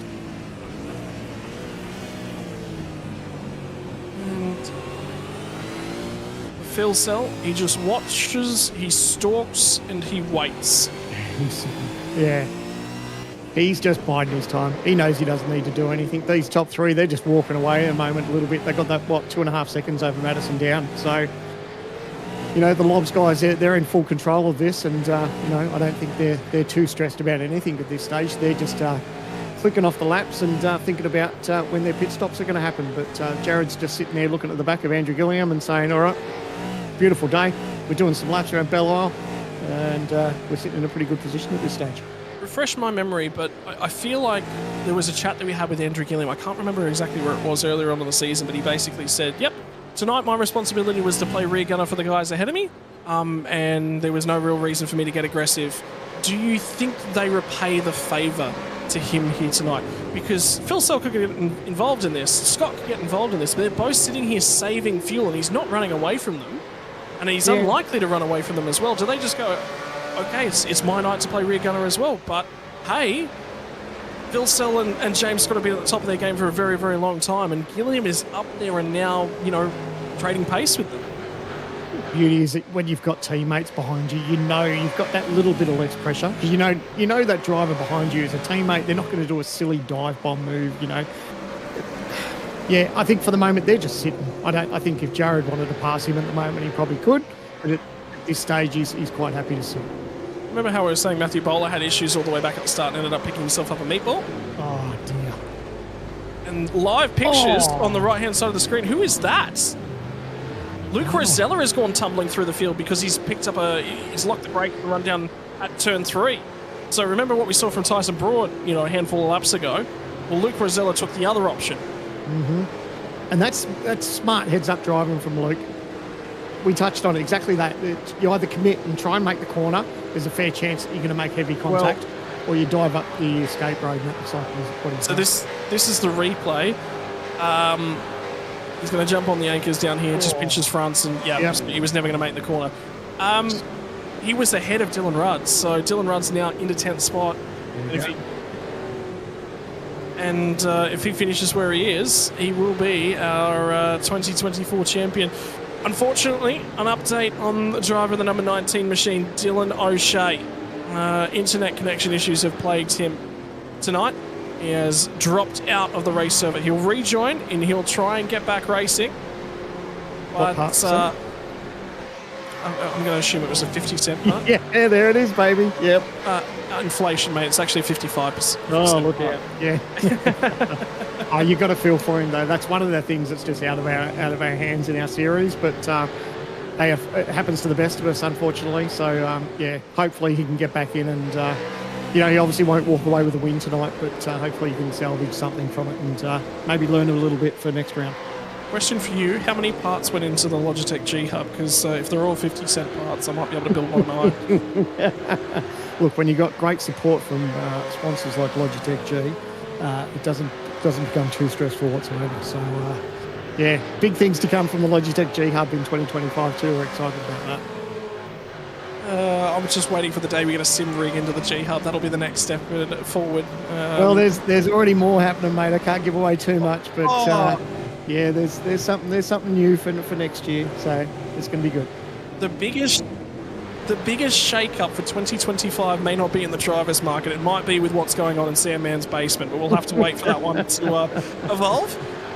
Hey, it's all about bringing as best broadcasts as we can for the Logitech G Supercars Pro Invitational, and everyone wants to improve, and that's what we're going to try and do for next year. And exciting times. You think about, we talked about Gen 3, we talked about some new tracks that are going to be on the service, hashtag soon. And of course, then throw in the weather as well with rain. I mean, that's what these drivers are going to have to contend with next year is weather. So, man, I mean, next year's got the makings of some absolutely unbelievable racing, and I can't wait for it to start. I think we've sort of sat at status quo for a very, very long time, and I look at 2025 and go, there is nothing about this that screams status quo. Everything will be shaken up in 2025. The ground will be shaking from the rumbling of engines. The tyres will be shaking in their boots as we get set to release drivers, perhaps on a Gen 3 chassis, around a whole host of racetracks that evolve in character because the architecture of what they're driving has changed.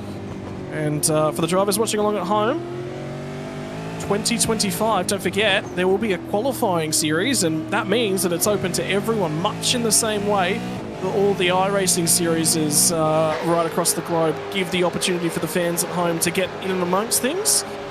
We are exactly the same here at the Logitech Pro Invitational. It'll start off with a qualifying phase, tends to be a lap time session or a time trial-esque session across a couple different circuits to qualify your way in, and then it is a race your way in series from there, and where it will be and what that looks like for 2025. We all await with bated breath because we don't have the answer. I can tell you, sitting here right now, none of us in this commentary box know what it looks like yet. I'm excited. I can't wait to see it. It's going to be a ripper. What we do know at the moment is that 19 laps have been commenced. 18 are in the books, and they're on their 19th circuit, and we are getting quite close. I believe we're just past a quarter race distance at this point in time. 75% yet still to come. And there is nothing in that battle for the top three. And I just get the feeling, as usual, Sandman, they're all just sitting there and going, you pit first, no, you pit first, no, you burn. Yep. Well, they'll have some sort of idea in the back of their mind when they want to pit. You know, they're obviously not putting too much stress on their tyres, and you know, they'll have some sort of fuel number that they know they need to meet as far as what lap they want to pit. So I guess they're just sort of waiting. You know, a bit surprised that we probably haven't seen a safety car yet. I guess I gambled a little bit and said there'd probably be a 100% chance of a safety car around here. We haven't seen it as yet. I guess we probably thought that at Bathurst too, and look what happened there in the real world. That we only had one safety car over 161 laps. So, you know, you just waiting. You never know. Waiting to pick your brain on that. Ever since it happened, the first thought that dropped into my mind was, I wonder what Sandman thinks, and I know you'll have some thoughts. Yeah, I'm spewing that the safety car came out because I wanted it to go caution free.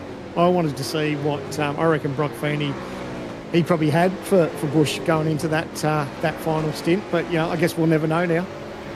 And the other thing was that safety car effectively gave Kostecki time to adjust their car as well. I think they missed a trick, and it gave him a get out of jail free card, and they basically were at the point where they had to commit either way to adjusting their car. They either had to flip the script, come in and change something, and then run really, really long and be on old tyres at the back end of the race, or yeah, just go, well, we're just going to see what you can do. Hold him off if you can.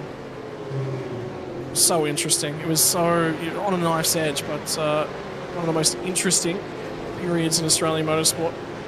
And Formula One's gone the same way over the last few races, hasn't it, up until... What? Oh, mate, the rise and fall of McLaren, I mean, well, the fall and the rise, I should say. But actually, while we've been talking about real-world motorsport, we can see that Phil Sell's made his pit stop. So he's now decided to pull the pin, and I wonder how much longer it'll be before Gilliam and Scott decide to trundle down pit lane too. Yeah, might not be all that long, but for Jared Filsell, he rejoins in traffic, and that is going to play a big, big part in the way the rest of his night goes, because he needed to find a hole, and there was no hole on this racetrack that existed at this point in time. He literally just had to get out there and had to have an absolute crack, and well, now he's going to suffer for a little while.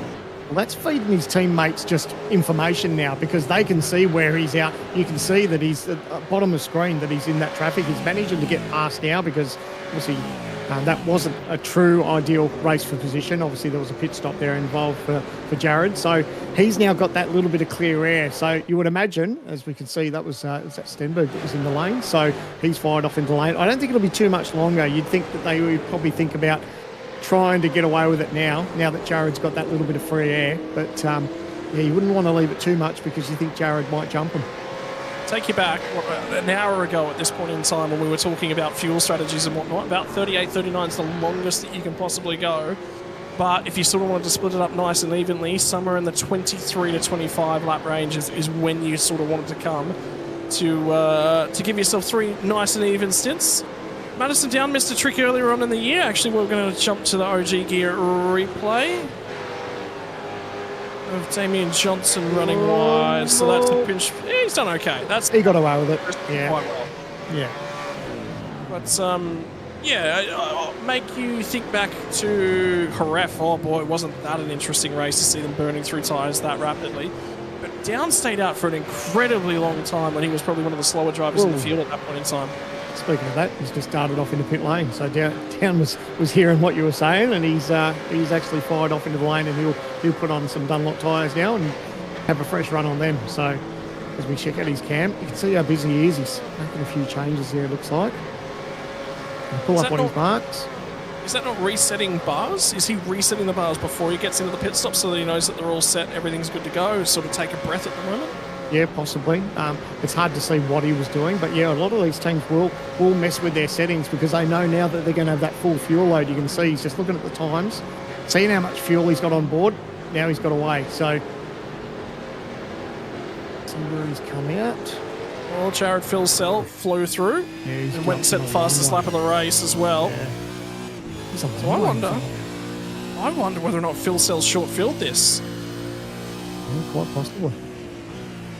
Yeah, he did. So we were just hearing that he was 5 seconds less on fuel. So he's gone for that little bit of a shortcut. And Richard Hampstead just put a call out to say that he's on his way into the lane so that he can serve his penalties well. I can tell you, Jared Philson just scraped the wall coming onto the back straight as well. So those numbers, 14.6 seconds worth of fuel plays 19.2 seconds worth of fuel. And tyres are covered by about 10 to 11 seconds worth of fuel.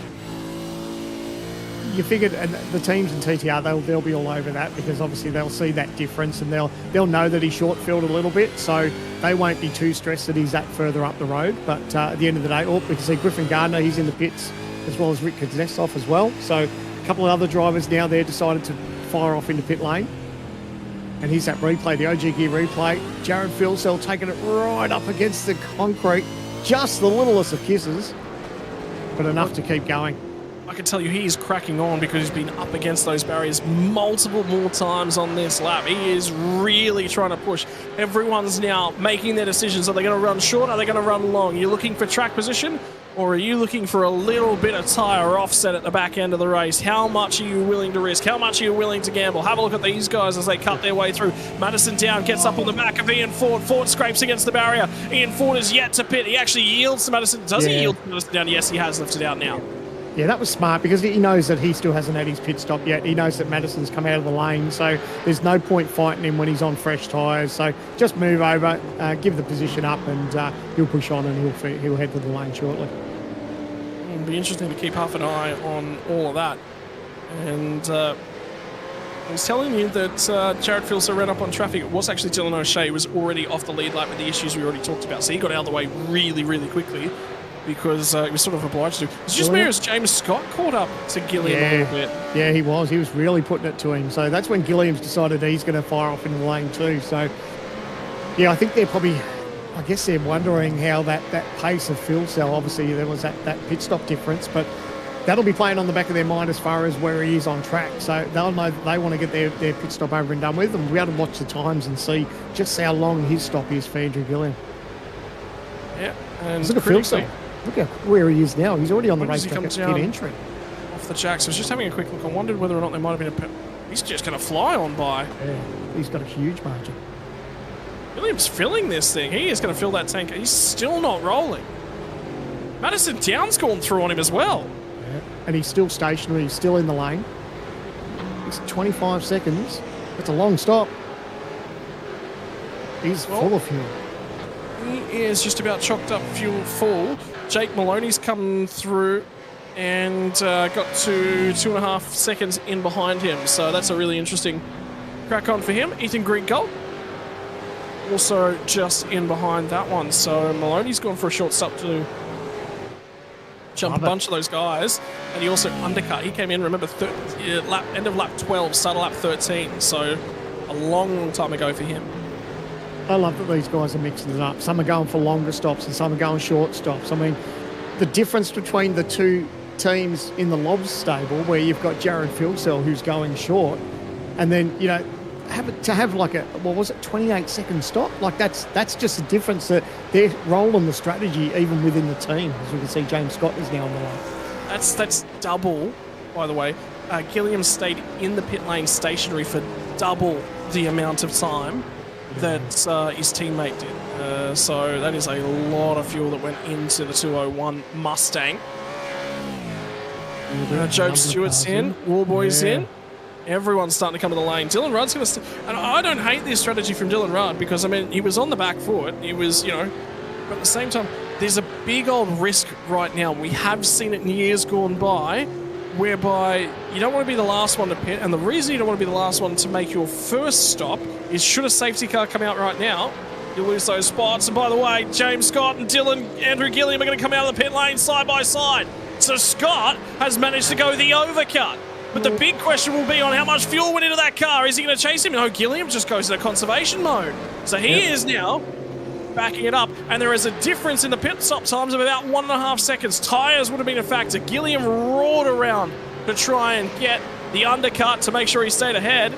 And, well, the thing is now, and I'm going to... Look, they're all obviously operating on the same stable, but they've thrown strategy cards at each other. This is the first time they've done this. Look, I think you can look at the championship and you think you would imagine that it's pretty much well wrapped up within the team. So these guys are like, you know what, let's just have some fun with this. Let's roll the strategy. Who knows how this is going to play out? It's only lap 25 of 73. So, you know, does a safety car throw a spanner in the works for these guys? Does, you know, where would you want to be? It's you know, I guess there's so many different ways it can play out with strategy, and I just love that everyone's not doing the same thing. I mean, from a commentator, the commentator in me says, yep, I really, really like it. The driver in me goes and puts myself into Gilliam's shoes and says, was this discussed? I mean, the big thing, and I think the critical thing out of all of this is what you said. The championship's going to Lobs Esports, no matter what happens. It's just who it goes to, right? So... But the driver in me says, I feel a bit hard done by if I'm in Andrew Gilliam's shoes. And he's been very, very happy to stick his hand up and play the team card game. But eventually that will stop. It's just, is it this year? Is it next year? Yeah, mate, within any team, if you're racing for a championship, no one's going to give it to you. So everyone's going to roll their strategy and try to put their best foot forward. So, you know, at the end of the day, I don't think that anyone would have been stooged as such, as far as saying, all right, everyone's going to short fill on the next one, or, you know, everyone's going to long fill, and then other drivers do differently. I'm sure it's just left up to each individual. They'll have some sort of idea of how it'll impact their race, but I'm sure they're all confident in their strategy. Oh, as we see a nice little dive here. Up the inside. 93 machine. Yep, beautiful. Yeah, job done. And that's on Jake Maloney, but Jake Maloney is on much, much older tyres, and Brenton Hobson is going to chalk up laps led. No, he's not, because Jared Filsell's going to go on by him before he even gets there. Uh-oh. Oh, he's missed no. it. Oh, no. That's so easy to do. You can't even give him a hard time about it. It's so easy to do. And you notice his box too. It's the very first one, or almost the second one, in first or second in the lane. So he's come hot in and just missed the markers and had to back it up. And I do wonder whether or not it was not a too far forwards, too far back. I think it might have been too far left, and he wasn't inside the bay enough. Yeah, that's tricky. It's always difficult when you're the first box straight in the lane too. Over the meantime, these guys are going to go toe-to-toe as well. Dylan Rudd looking to try and pick himself off a few more spots. Gets the job done on Beau Albert, and Beau Albert didn't make that one too much of an issue. Yeah. I mean, he's in cruise control, I think, for the moment now, Dylan. He's just... he knows he's in a good position. It changes the points big time now a little bit with Andrew not... leading at this stage, so you know, he can just sort of cruise. He's got a little bit of clear air now, and that's exactly what he wants. He can just sort of run his own race for the moment. Mate, this race got interesting. There is a lot to look at here. Look at that. And right now, you can sit there and say, well, hang on, Jared Filsell leads by nearly 8 seconds. Yeah, but he's got no fuel on board that car. That is going to be a lively old Holden Commodore at this point in time. But I love that he's rolled the dice. There's nothing worse than everyone pitting on lap 24 and then going to the next one. Everyone pits again on lap 50. Do you know what I mean? Like, there's drivers out there that are saying, you know what, let's play with a bit of strategy here. They've got a bit of an understanding of how their car is, and you know, let's put on some fresh tyres, let's get some clear air, you know, let's just try something different, because, you know, this race can turn on its head in any lap. You just don't know what's going to happen. So I love that there's a number of teams that have done just something different. There's a few more remarks Shane Van Gisbergen made at the start of the year about how would supercars racing be improved, and you know, one of them was take away mandatory fuel dumps and add in the opportunity for teams to fuel save and teams to do a little bit of things in terms of strategy cards back in the teams. Well, the benefit of sim racing is the only mandatory requirement we have here is you have to make 2 pit stops. If you take 50 litres and you can make it to the end of the race on 50 litres, good luck to you. It's not going to happen, but yeah, have a look at this battle as it continues on as well. Oh, big slide. Oh, he kept it off the wall, but whew. Does he get away with it? They're still going to fight. No, they're going to give up there. But man, big slide just off that exit. Lucky not to make contact with the wall. And what's the terminology you use there, man, for Dr. Feelgoods? yeah, that's it. And Andre Yusuf just jumped on the mic. Andre Yusuf's buried in the barriers and called for a tow, and we are shy of the get home mark. Safety car, maybe. This is what teams will be doing. He's parked on the road. They'll have to call it. They're right on the racing line. We're going to OG gear replay. We're going to look at the live screen as well. This is what's happened. He's by himself. Gone straight ahead. Oh, he's made heavy contact. What's going on there? Brake's not working. Must stop. That's hardware failure. So safety car is out. This has turned things on its head. This is what some of the teams were fearing, but these drivers that have pitted early, and then there's teams that have gone a lot longer on fuel, but it had to be a safety car, and how much damage he's got to that race car. Oh, and everyone's just trying to pick their way through there. Look at the line they have to take to get by him. And remember, just the way that our sport works, you attack this. Oh! No, that's not right. You're passing under a yellow too, so there, that's plain work. Holy dooly. I reckon no doubt he would have got the fright of his life seeing that car on the right on the racing line, but this is where the teams need to be in their ear and say, you know, there's a car in the middle of the racetrack, but that could have been a lot worse. I actually like the fact that he took that alternate line, because when you're coming across an incident like that, you just look at it and you go, oh, I don't trust the guy ahead of me, so I'm just going to take a different line. Is this our OGP replay? Is this the onboard? The speed that he's carried in, it's got to be a hardware failure. There's no brake. There is absolutely no brake. I can't tell if he was able to downshift at all. Yeah, that's massive. Yeah. So, Phil Sells in, Downs in, James Scott, they're in, Andrew Gilliam. Looks like everyone is just coming in now to take this opportunity to pit. Ethan Griggold is as well. So everyone is making this chance. I told you this race, there's no way that we wouldn't go safety car free in this one. And we've seen it here, and it's lap number 30. So a number of drivers, there's a couple staying out too, but a lot of the teams and drivers have decided to fire off into pit lane. Yeah, I'm just watching, because at the moment they're all overtaking the safety car, so the queue's just being cleared. Rick Kuznetsov is now the race leader. Wow. He didn't pit. How long's it been since he's pit? Yeah. So oh my word. Been out there for 7 laps. There is... Roll the dice. Love it. Well, okay. Get home lap, the critical lap number is lap 36. We're not there yet. There you go. So everyone's going to have to pit at once. Everyone still needs to pit. It's lap 30. So that's what Rick has decided. He's like, you know what? If we still have to make it down pit lane again, let's stay out for a little bit. and make that critical number at home. It's definitely thrown a spanner in the works. So Rick Kuznetsov, Sean McNamara, Wayne Burke and Brenton Hobson. Old Hobbo, P4. Why not? Why not? Love it. I absolutely love it. But the cynic in me says chaos is coming. So, but oh boy, we are going to have some stuff to look at. I tell you what, it is. Anything can happen from here. This race just got flipped on its head because. We were talking off air about safety car timings back at Bathurst and whether or not it improved the race, whether or not it took something away from the race. I mean, you can be neither here nor there. There are debates on both sides. I think this improves the race significantly. Absolutely. Yep.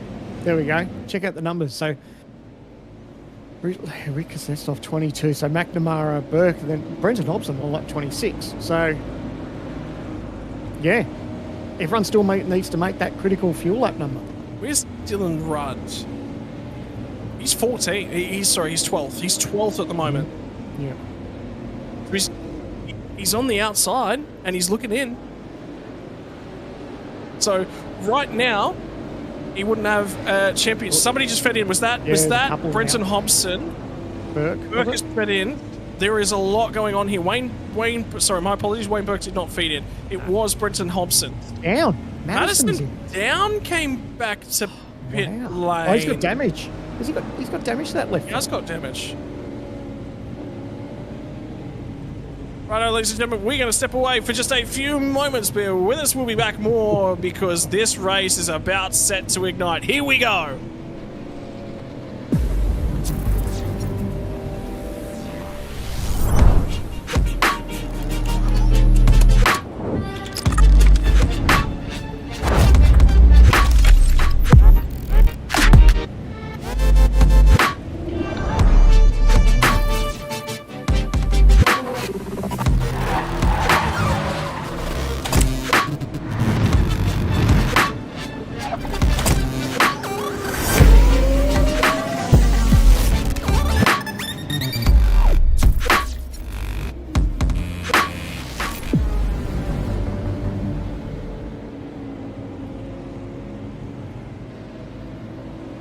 Weekend in, weekend out, Motorsport Australia officials are making waves. From waving flags, waving cars through pit lane, or responding to a wave for help. Wave hello to new lifelong friends. Who knows, you might just make waves around the world. Ride the first wave. Search Motorsport Australia officials today.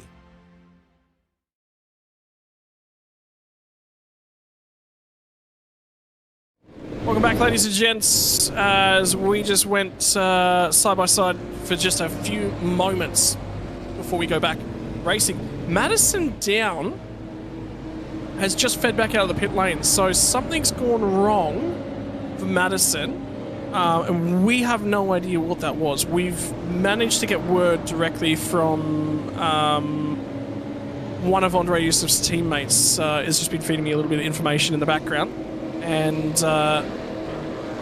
can confirm there was a massive pedal failure for him, and it sounded like something in his pedals has actually snapped, something's broken. So very, very difficult night at the office, and we're looking for more going on. At the moment, we are getting set for our safety car replay. Replay at this point in time. This is why Madison Down had damage, and it was down at turn 3, and it was avoiding the incident. So we got in hot, and there was just nowhere to go. By the way, we're about to go back racing. Rick Kuznetsov leads the way. He's going to launch it out for the final few corners. There was checking up in the field as they all tried to see what they could possibly do to cut their way through. Everyone looking for a green flag. Restart.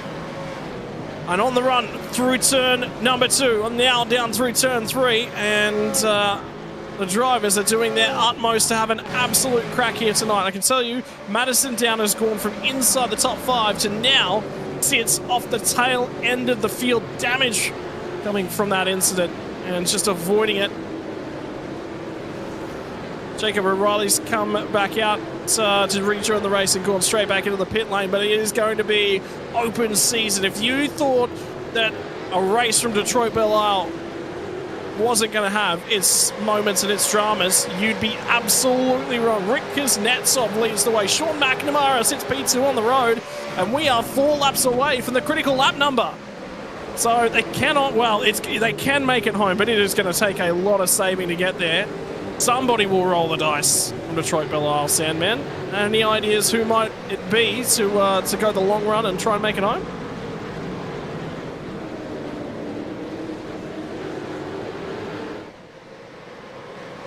And unfortunately, having a few momentary issues at this point in time, which is disappointing because this race is right about to heat up. And Jared Filsell's already starting to look to try and have a go at Wayne Burke. Feels like he might be getting held up just a little bit. He'd like to get off down the road, overtake these boys. But he is getting boxed in a little bit, and Wayne Burke is going to hold him up just a little while longer. We're right on board with the driver of the 94 machine as they exit turn number 2. The run down to turn number 3. He's got better tyres on board, but it's only by about 5 laps or so on Burke. He just can't get close enough, and they're all going to queue up to try and have a crack at these guys in behind him as well. So 1 toe out of line now for Filsell, and he is going to get absolutely railroaded. Oh, how good is this race? Hopefully you can hear me nice and loud now, boys. But yeah, this is really shaping up. That safety car really threw a spanner in the works. I love that it's really turned this race on its head. It has absolutely set world alight. And a line from my favourite song, is one of my favourite songs, has just come out in the YouTube chats as well. Put your hands up for Detroit, the lovely city. I think that one's a little bit after your time. That's a more recent hit, Sandman. But it continues on. Rick Kuznetsov is trying to use that fresh air to the nose to try and set sail and run off. And we're going to be coming up on our critical lap number here in just a few months. Someone somewhere is going to try and roll the dice and get this car to the finish. Who it will be and what lap times they're going to have to run to make that happen is going to be a mystery. It is going to be a mega fuel save. But there's a ton of guys in awkward positions that might just have a crack. And how good is the ride up through turn 2? This race hasn't disappointed, has it? There's been so much that's playing out. Now we can make a move up the inside here, nice and clean. These guys giving each other a little bit of real estate. But that's what they're going to be thinking about now, is that crucial fuel number.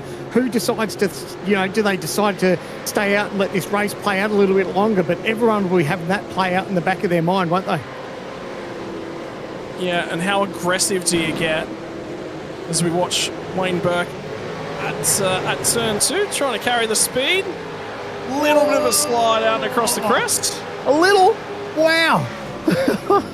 How cool is that? Does somebody want to get the drifters scoreboard out? And we might see if we can't award him some points. A bit like some of the shots that Jay pulled off at the top of the mountain for Bathurst, hey? That was cool. It was very, very cool. And the first driver I've had words about who is going to try and make it to the end of the race, Thomas Freeman, is sitting in 29th spot at the moment. Second to last car on the lead lap, and he is just on the clutch as often as he possibly can. Why not? Why not for Thomas Freeman? He's not qualifying for 2025. Why not stick his name in and amongst it? Absolutely. Move there with teammates, so gave each other plenty of racing room. We love to see that. So Hammer now on the move.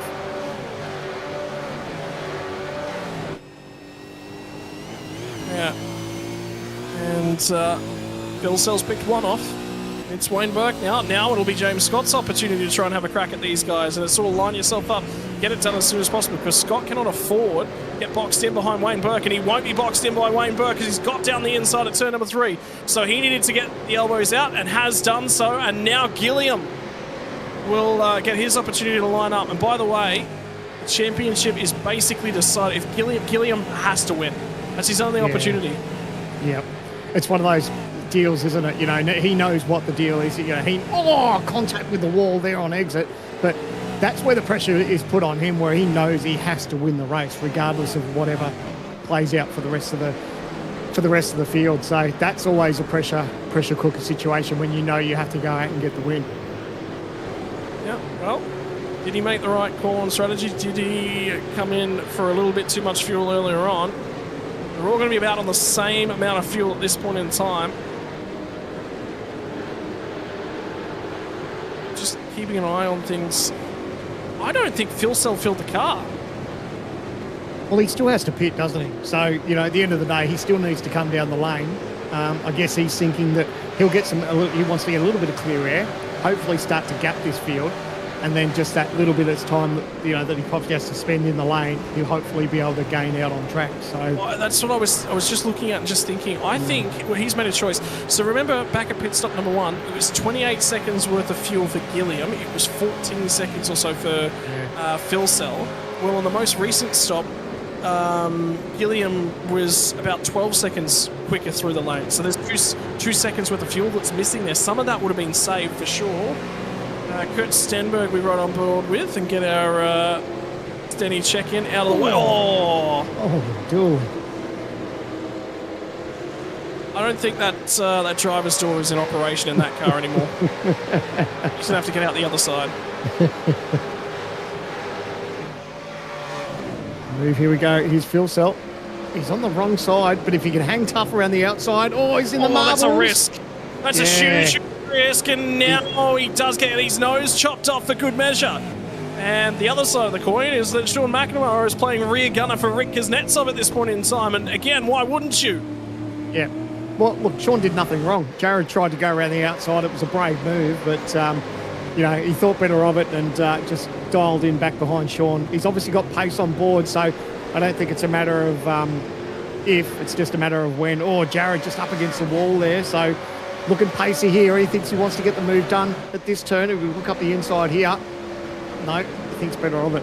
But he's definitely got pace, so I don't think it'll be too much longer. I just wonder whether or not there might be a few drivers up and down the field that might be trying to make the end of the race as well. Brenton Hobson was about 1.5 seconds slower. Over the last couple of laps, he's been significantly slower than the race leaders, although, you know, restart, job done now. But Phil Cell gets the job done. Now Scott's going to have a crack at Wayne Burke, because I believe Burke got that spot back. He did get that spot back. Scott now goes and picks his pockets once again, but this is going to release Phil Cell to try and see if he can set sail and run down the next guys. And the other side of the coin, again, is that McNamara will now have a tow. Yeah. I love that these guys have rolled the dice and just done something a little bit different. Look at the gap that Rick Kuznetsov got. It's just over 2 seconds. I imagine that may close up a little bit now that Jared's got some free air, but these boys rolling the dice, and we still don't know how the rest of this race is going to play out. Lap 37 of 73. Everything hangs in the balance for a number of these drivers. For Sean McNamara, this is his ploy to qualify for 2025, you know. So there was a lot of opportunity, there was a lot of risk. He was sitting outside, he was sitting in a position where he sort of had to do something dramatic. The opportunity came about, the doorway was left ajar, and Sean McNamara is sitting in his best position that he's had so far this season. And I'm just hearing that there might be an issue for somebody deep in the field, and Bowler was caught up in it a few laps ago, and I think it's about to get resolved on our screens.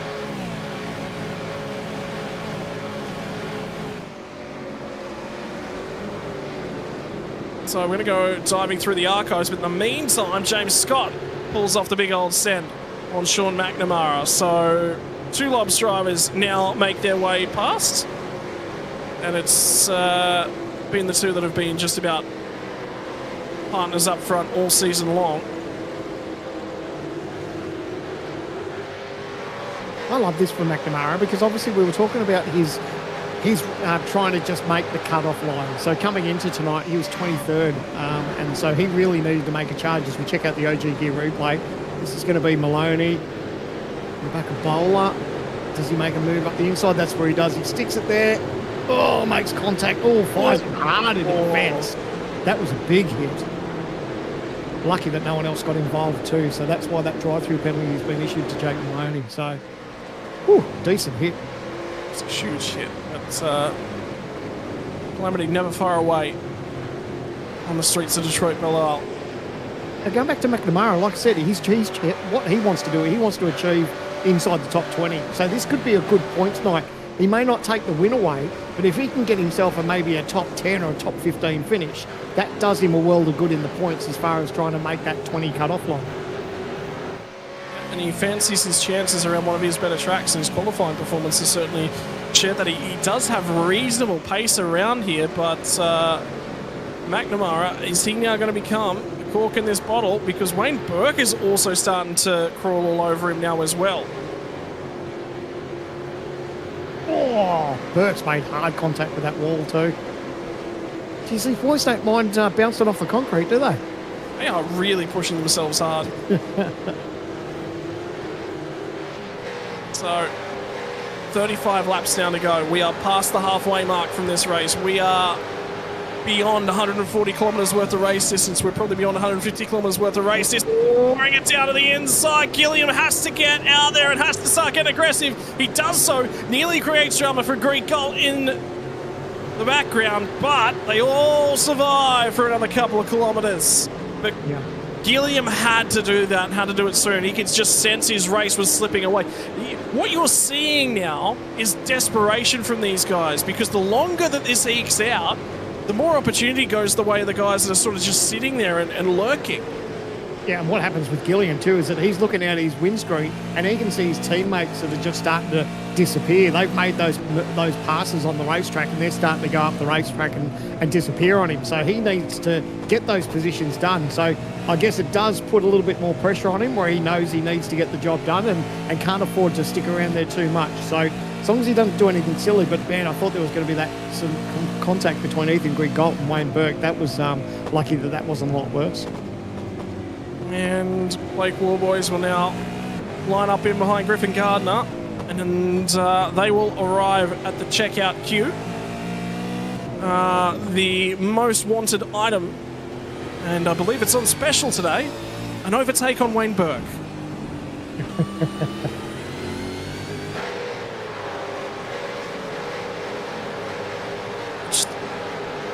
I just can't believe... Again, what I said back at Bathurst, boy, we've had a weird year. Like, just every single time something dramatic could happen. I like racing because you can't write scripts, but a lot of the time the scripts tend to be fairly boring. You know, bog standard race is not a huge deal happens. I can't recall a round in 2024 where we've had that at all. Well, you think about our whole season, you know, we touched on the fact that, you know, Phil Sell had to race his way into the season this year, and how dominant he was in the qualifying series. We kind of expected him to run away with the championship. Had an absolute shocker for the start of the season. Made his way, clawed himself back up to the front. Bathurst bites him, takes him out of contention. I mean, there's been so many times where we've tried to predict, you know, whether it be the series champion or even a Bathurst champion. There was contact there on the wall as we watched that. Yeah, Jared Philsell was going to team up with Brody Kostecki, and then everyone online was saying, well, there's a Bathurst win for those two.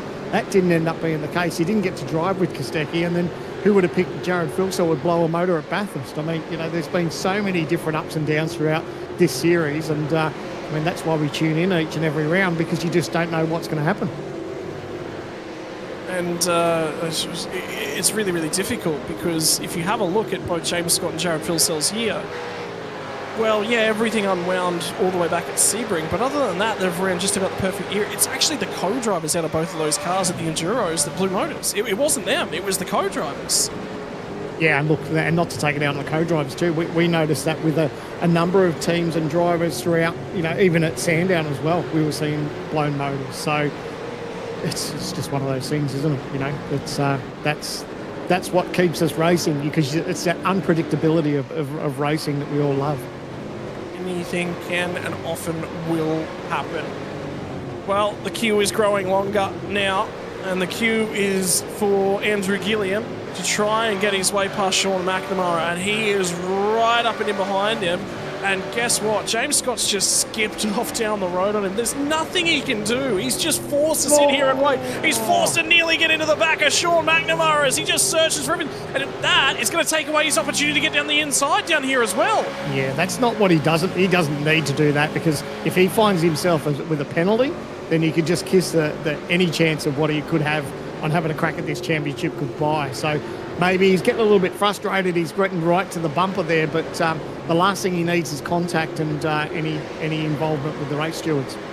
So another number, and we're talking a game of numbers for a world that's written by what you can do with a steering wheel and a set of pedals. It is written in terms of your championship numbers. 75% race distance is the big one as Andrew Gilliam finally gets that run. McNamara covers the right-hand side of the road. He's forced Jared Filsell to go this side a couple laps ago. This time he'll just feed back in. He recognised that there was no point in trying to hang on to that one around the outside. Calamity was only ever going to ensue. Now Wayne Burke has got Ethan Greek-Gold right there and ready to have a crack. We didn't see the Brady Myers move. The pull the trigger down the inside down at turn number 11. So the opportunity didn't open itself up. Greek-Gold, you might want to get your credit card ready because it's your turn at the checkout. I think the one thing that was playing in Gilliam's mind too is that he needed to get that job done on Sean McNamara because he knows that Dylan Rudd's back there in 10th place. So he doesn't have that buffer over him that he needs to. You know, we touched on that all Dylan Rudd needs to do is finish inside the top 10. Well, for the moment he's doing that, but Andrew Gilliam back in 4th. He's still, 4.5 seconds away from the leaders at this stage. So still got his work cut out for him with 31 laps to go. And I can tell you the big number, ladies and gentlemen, that we need to talk about tonight is race distance. 75% race distance is enough to eliminate 3rd, 4th and 5th in the championship from the fight. That's all Dylan Rudd needs to do to put enough points on the table to effectively make it a 2-horse race. And that comes up at the end of lap number 55. We're currently on lap 43, so we're 12 laps away from it being a 2-horse championship race. But this is Detroit Belle Isle, this is the Logitech Pro Invitational, and do not count your chickens because they are yet to hatch. That's it. It's funny, it's one of those terms, isn't it, where it's, mathematically we know there's a number of drivers that can make it, but as this race goes on, exactly what you touched on, that list was going to get shorter and shorter, but don't take anything away from Dylan Rudd. He's had a cracker season, and, he'd be really enjoying it at the moment, knowing that 31 laps, or as we come to the line, it'd be 30 laps to go. These guys know that this race is slowly starting to get away, and to be in a position where he's just sort of riding around and letting these laps tick off. I've got an update for you. Matt Bowler is parked up in the wall. And that is coming onto the back straight. That is coming onto the back straight. So these guys are going to have to drive their way around this. Yep. There's a few drivers, I think, already thinking about diving into the pit lane. Yeah, this is a free kick. Right. Whoa. This is right on the racing line at turn 6. Yeah, that's and it's blind. This is a blind corner. These guys are going to have to... The teams really need to be in their ear to say, watch out. Well, race control just did call it out. Right there, We just right watch. there. We just watch. We're just going to have to get a camera. Can we get a camera that just points at Matthew Bowler for the next 5 minutes? Because right now, it's just, can we hope and pray that they all make it through there? Yep. Oh, there we go. It's Kurt Stenberg. Stenberg. Well, it's no longer a problem. Yeah, this is where the team really need to be. The guys are carrying so much speed around that part of the racetrack too. I know this is our virtual world, but at the end of the day, it's a yellow flag. They really need to be sort of slowing down a little bit, but the teams really should have been in the driver's ears just to say there was a car parked right back on the racing line. We're hearing that Brady Myers might have made contact as well. And so just keep your eyes on this one. You're going to see Brady Myers come through. Oh, dang, just clipped him. So another car out of the TTR stable. And then Stenberg, bang, he was locked up, but absolutely nowhere to go. Well, they're all in. They are all in. Bo Albert managed to cut his way through. He pitted before that safety car was called. But the benefit for him was that he's an Evolution Racing team. He wouldn't know that was coming. And they would have been communicating, saying, hey, this car's going to be rescued from the position it's in. Albert is going to try and cut his way through. Where does he pop back out? He grabs the spots. Oh, I'll leave that to race control. Yep, we're going to have to leave. So order, shall we say order is provisional? Provisional. Let's just say that for Wow. Again, another turn for this race. Inside 30 laps to go. The penultimate round of the 2024 Logitech G Pro Invitational Series. Belle has turned it on for us, hasn't it? We said that this racetrack, there's... Oh, Hey, how's hang on. everyone checking up down the back there? Hang on. Hobbo? Hobbo, what have you done? I think he's our genuine race leader. Luke Rosella might have just had contact. Luke Rosella might be in this one, and Hobbo is going to lead the way. He is made... So there are a couple of things that you need to know about this one. So I have seen questions out the chat. So for all of the Australian viewers that are sitting here and watching this and watching what's going on, and see that yellow light flashing on the rear end of his car, he's shutting it off to save fuel. That is a car that is switched off because he is saving every skerrick that's available to him. And with this safety car, he mightn't have enough fuel. He pitted for the last safety car, didn't he? He like dived in at the last moment. So yeah, so 14 laps to go we're hearing. So, geez, he's going to be very close on fuel. The problem is when you've got to save fuel to the end, is how fast can you go at the end when you're trying to save fuel? So we are getting strategies sort of coming out. So you can just see that the safety cars on lap 29 and lap 44 sort of explains that story. Oh boy. Oh, Hobbo. What a risk. He's not going to win the race from here. No, you think he's going to have to save a little bit of fuel to get home. And where Phil Sell, James Scott, Gilliam, they're all going to be able to go full throttle and be real aggressive. It's going to be interesting. And position gain, Brenton Hobson leads the way for now. Again, all of this provisional.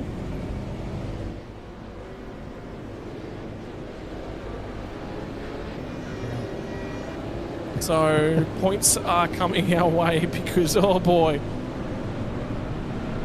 So. Oh, wow. I've just had a look at the live points for our cutoff. And Brenton Hobson, the way it stands at the moment, is inside the top 20. 20th, So- just in front of Jake Maloney. I'm going to have to go out, I'm going to have to contact him and apologise this week. And I hate apologising. And because I said to him in our chats the other night, we were looking at a whole bunch of things. And I said, by my math, I think he's done. I just don't think he can get back in. Well, he's in. Yeah, and look, yeah, where he's at, he knows he's not going to win the race, but he's just chasing points, and that's all he needs to do. Still got the car shut off. You can see that flashing light. Saving as much fuel as he can. I love it. I love it. He hasn't just rolled over. He's really having a red hot crack here. And I think they just said we're going green flag at the end of this lap, so that engine is still shut off. He's got a little bit of damage to that left front too. You thought we had fireworks before? They're back. Good on him. Oh. Well done, Hobbo. Okay, Love so it. what I was going to say, so we did see a couple of question marks about what's going on out here. All of our Australian audiences would know about this process and how it all works. Is that we run a manual safety car over here, and the reason for that is to create ourselves an active safety car procedure. It gives us a little bit of spice. And Supercars Racing Australia has funky fuel strategies. We get a lot of opportunities to, really do some fun things with that, and the manually driven safety car does that. The other thing is, we don't let the cars tow immediately, and the reason for that is to try and create another sense of realism, and also bring the safety car out.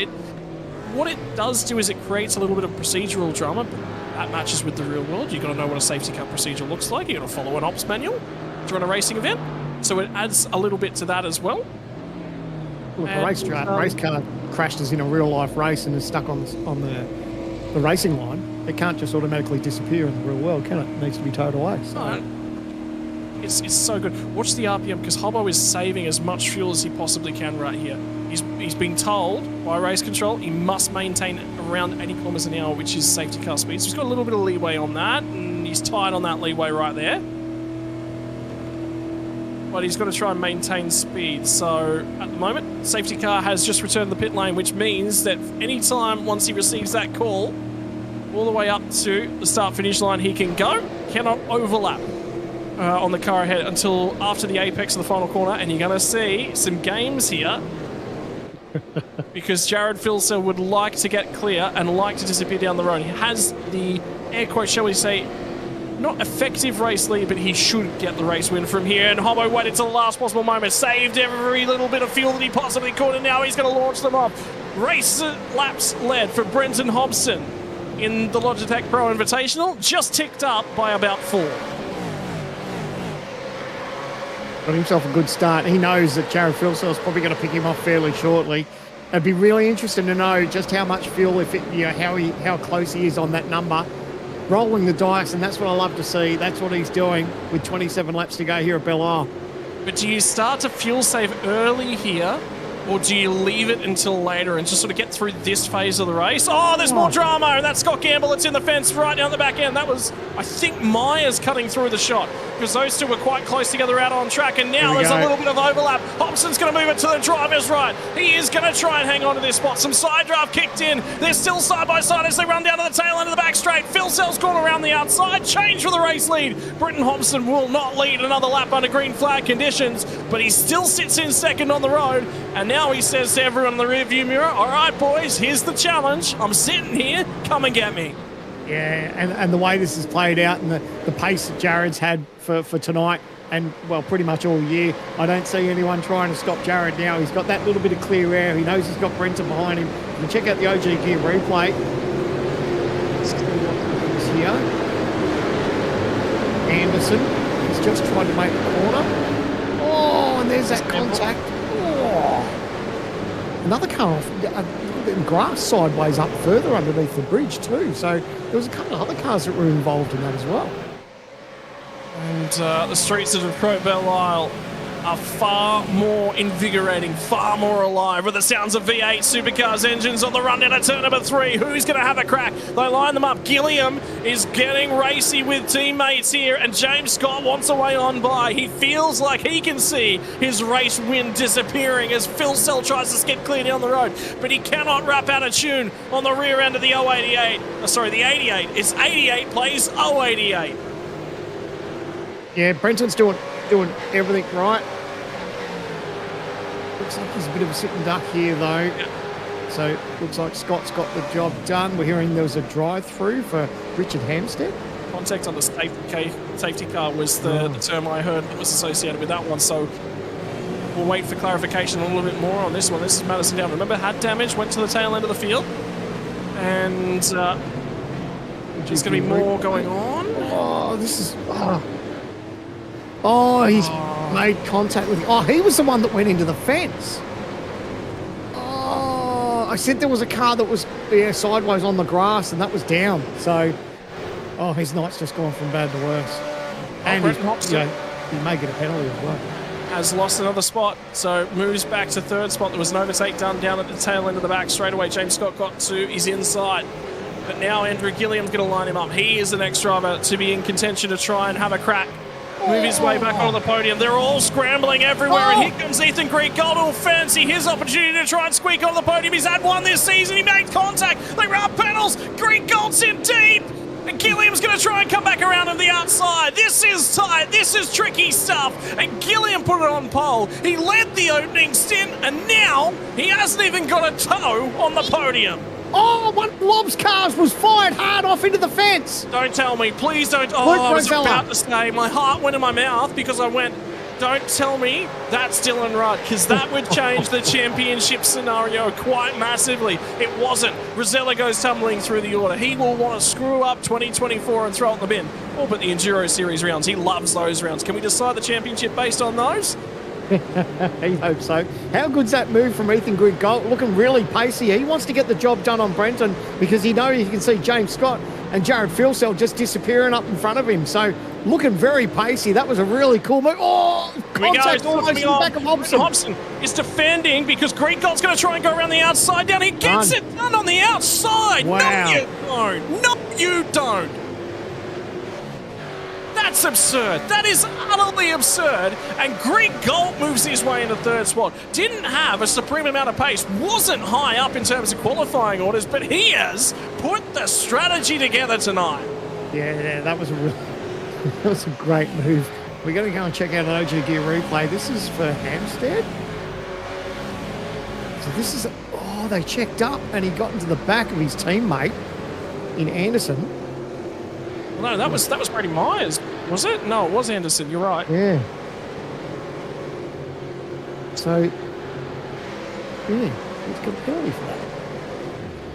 I reckon there's more in that. And Ian Ford's gone down the escape road down at turn 3. I don't think it's for the contact on Anderson. I think it's maybe for contact further up. There's 3 or 4 cars maybe further up in front of him, and he's just made front to rear contact. Anyway, that's why I'm not an official. So there's more in that shot that we can't see because you wouldn't penalise what we saw. So there was a lot of blind spot stuff going on there where cars were just in the way, you couldn't see anything. Gilliam has finally got clear of Brenton Hobson, and now he sets his eyes on Ethan Greek-Gold, and I think that is going to be a supreme battle for the podium because both of these guys are quick around here on the long run, have been over the last couple of seasons, and 2024 will be another one of those races. Hobson's still inside the top 5. He's got 23 more laps left to run to stay inside the top 5. I don't think he's going to stay inside the top 5, but it will be a top 10, I think. Ethan Garner trying to get the job done here. Mate, could you imagine if somebody else rolled the dice and stayed out? If there were 3 or 4 cars that stayed out, if he's still at the pointy end of things, Job Stewart's going to try and get down the inside, as is Griffin Gardner. So they're going to run off of turn 3, side by side. Hobson got the nose back ahead. This one is really difficult to run around the outside. Stewart's trying to cut through. Move Team CERT, trying to find some pace. Gardner gets the job done. Now it is going to become a little bit of a parking lot. Oh, boy. Oh, they managed to get away with it. Hobbo still trying to hang tough on the outside. Geez, they did a good job to get through there. They survived. They survived. Oh, just wait for him to get through. Oh, contact back there. Bouncing off onto the tyres underneath the bridge. It is a parking lot. The track is jammed. This is going to bring out another safety car. Just concertina effect. More cars in. Bang, just driving into each other. Nowhere to go. Huge caution. The track is jammed. The track is absolutely blocked. There'll be a safety car here for sure. They're all still trying to clear it. Who can get out of there? Who's got the ability to? And they're still all sitting on. This is 17th spot and back. Wow, is everyone going to get away? I can't believe everyone's going to get away with it. And there'll be no safety car. Everyone out the other side. Brenton Hobson was involved, and that has just made his night go from bad to worse. Yeah, that is. Oh, I'm gonna give him a new nickname. It's Brenton Heartbreak Kid Hobson. Wow. So it must have been him that fired off into the tyre barrier and then just bounced out in front of the rest of the field. But Rattray White's into the lane. He's inside the top 20. There's a number of cars. Well, down was back at this. There's a couple of cars in the lane. Wow.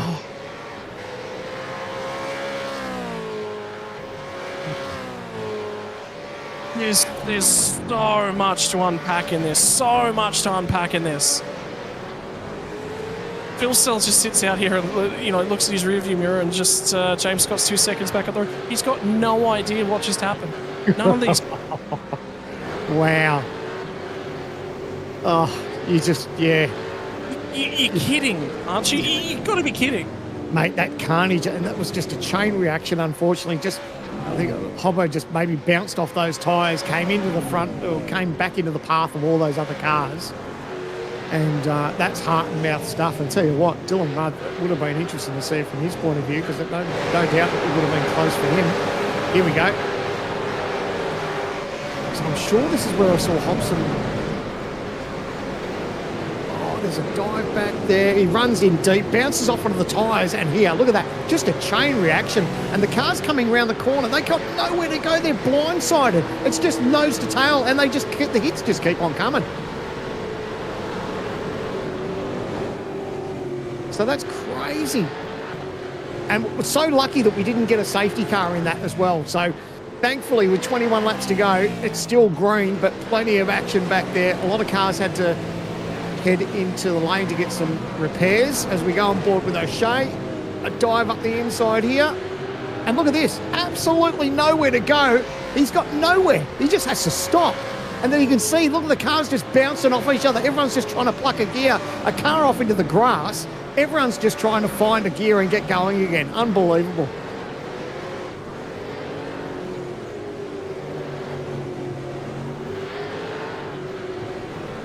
I'm hearing there's some drive-through penalties as well for some drivers, and a number of teams had to head down pit lane as well just to get some damage sorted. That's the last thing a lot of these teams needed, but thankfully it hasn't affected our championship leaders. Whew. And I'll tell you what, and that's one of the things that these teams worry about is when they get back in the pack of it and they have to concede or worry that they could be involved in someone else's incident. And you can see how tight and twisty it is on this racetrack, how easy it is to be involved in someone else's incident. Nose to tail action here, and this part here, it's very much single file, though we've seen a number of times a dive up the inside here. Oh, he thought about it, Anderson. And now he's managed to get the crisscross. Looks like he's got the power down. Is he going to be able to hold that move up the inside? A little bit of give and take between these two. Oh, it's got close, almost bouncing off the concrete there. Still a little bit of contact, and they're still going to go on with it. Now it's almost going to be throw wide. That's the last thing these guys need. Ooh, 20 laps to go, the penultimate round of the Logitech G's Pro Invitational Series for 2024. Belle Isle, this place has not disappointed. We've seen a little bit of everything. Good, hard racing. These boys are not giving an inch. And looks like Anderson may get the job done here at the moment, up the inside. And this corner has really been tricky for everyone today. We've seen a number of people, almost into the tyres. I was just going to say there's been a number of drivers that have made contact with that inside tyre barrier, and we almost saw it again. It's catch-22. Do you try and make the corner if you overcommit, or do you fire up the escape road? And if you leave it too late, you're going to be straight into the tyres. So thankfully he's managed to get away with that. But boy, oh boy, close stuff. But Jared Filsell, he's opened up that margin 2.1 seconds now over his teammate and James Scott. The battle packs throughout this field. Very much line astern for these guys. What could have been for so many of these drivers? This is just what happens, the unpredictability of racing and people rolling the dice with strategy. And this place is relentless. And we think about, I touched on it a little bit earlier that I guess this is kind of our Adelaide Street Circuit for the moment. Excitement throughout our series that we're going to have the Adelaide Street Circuit on the calendar sometime soon. That looks like that's going to get scanned in the next couple of weeks, and that's really exciting to have that part of our series. But for the moment, Belle Isle is kind of, it's that aggression that we've got in our championship, the Concrete Canyon, and these guys have really had to battle it tough throughout here. 72 laps too. Take that into consideration. We've already gone through our endurance season, and these guys have got their work cut out for them around here. We knew that 72 laps around here was going to be tough. I called it at the start of the race that we would see a safety car. It was almost guaranteed, and that's exactly what we've seen. But man, some big accidents. It's really insane. It is indeed. And I tell you what, talking about accidents, I've had a puppy had an accident in my place, which is why I've had to step away for a few moments. Oh boy, need a safety car. I did need a safety car at that point in time. Well, I tell you what, and it was right as it all kicked off as well. My word, and it kicked. Mate, you've got 50-cent parts, and I'm over here going, can I double the wages of whoever keeps writing the script for this thing? But that's the beauty of Belle Isle, isn't it? Like, this racetrack has really brought. I said it feels like it's our Concrete Canyon of the Adelaide Street Circuit. It's got different, it's got a little bit of undulation. You can see a little bit of rise in it. The bumps are crucial in this place, and the different, the tarmac switching to the concrete. There's so many variables in this racetrack, and it really does provide some excitement. Can we get the bubble points back up again?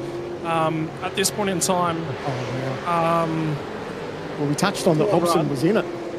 Yeah. So there is a tie for 20th place. Zach Rattray White gets his nose back in it, and Hobson goes from being inside the bubble to gone. He had to roll the dice. He certainly had to roll the dice. Ian Ford's in, Bo Albert's in at the moment, Jake Maloney and Rattray White, 1396. Sean McNamara was looking like he was an outside shot, and if he rolls through like he does at the moment, he rolls into Spa going, hey, I'm still a really, really red-hot shot. That's an automatic Karen drive for 2025.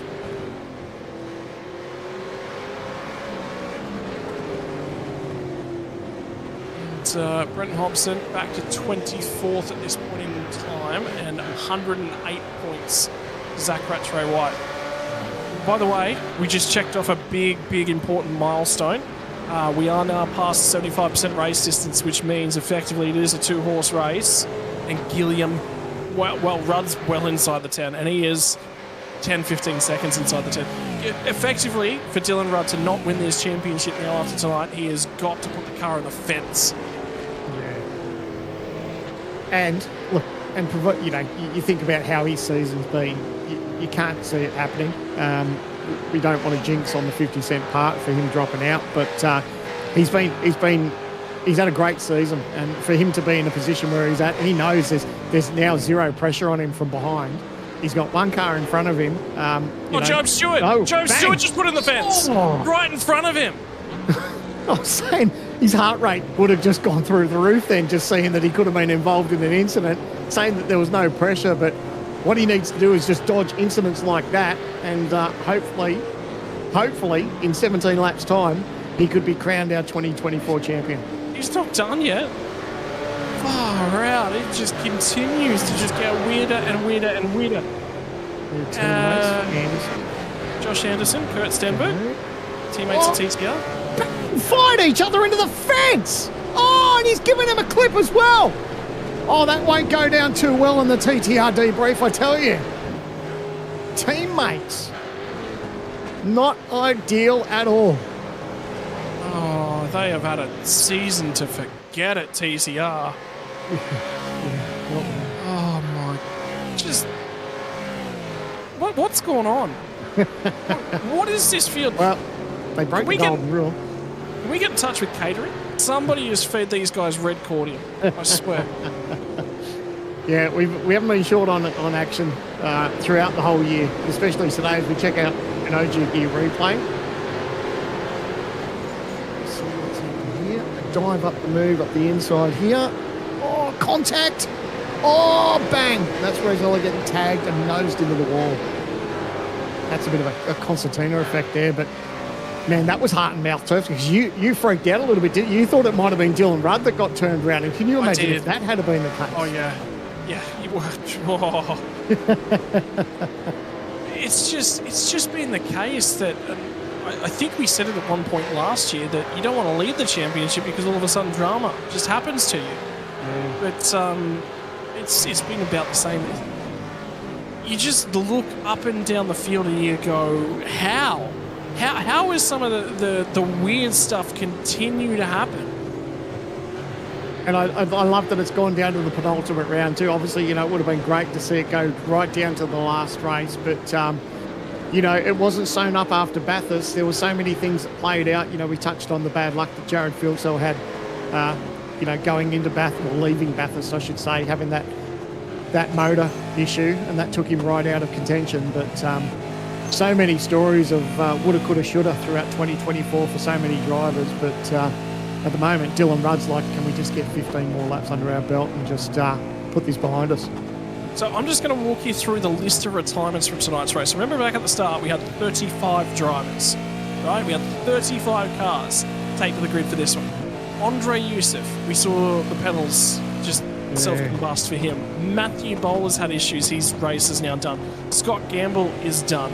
Richard Hampstead is still in the server, but is 10 laps down. He's not yet made minimum race distance, by the way. He is 7 laps away, so he's got to try and get back out and get 7 laps in the next 15. So he's effectively got 8 laps to get back out there. Hayden Veld is in the pit lane and basically done. Rick Kuznetsov is 3 laps down. Will finish, will get points at this point in time. Tyson Brewer 2 laps down. Jacob O'Reilly 1 lap down. Brent Hobson 1 lap down. Quite on at the moment as Ian Ford and Thomas Freeman are going to try and... Oh, no way! He's in the fence! Yep. Oh, how lucky was Anderson not to get involved. And yeah, so Wayne Burke is the biggest mover of the night at the moment, and that's going to take some stopping because Brady Myers, it's 31st to 7th. Brady Myers has gone 34 to 16. It's just... Yeah. I need a holiday to recover from this one. Good thing I've got one scheduled.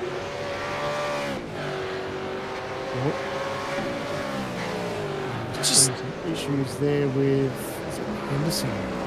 Yeah, Anderson's struggling with internet connection issues, but we'll check out this battle with Wayne Burke. Joe Stewart, he's right there. Didn't we see Dylan O'Shea turned around and facing the wrong direction at one point and going tumbling back down through the field? Mate, there's been so many people, yeah, and he was one of them. 18th. Wow.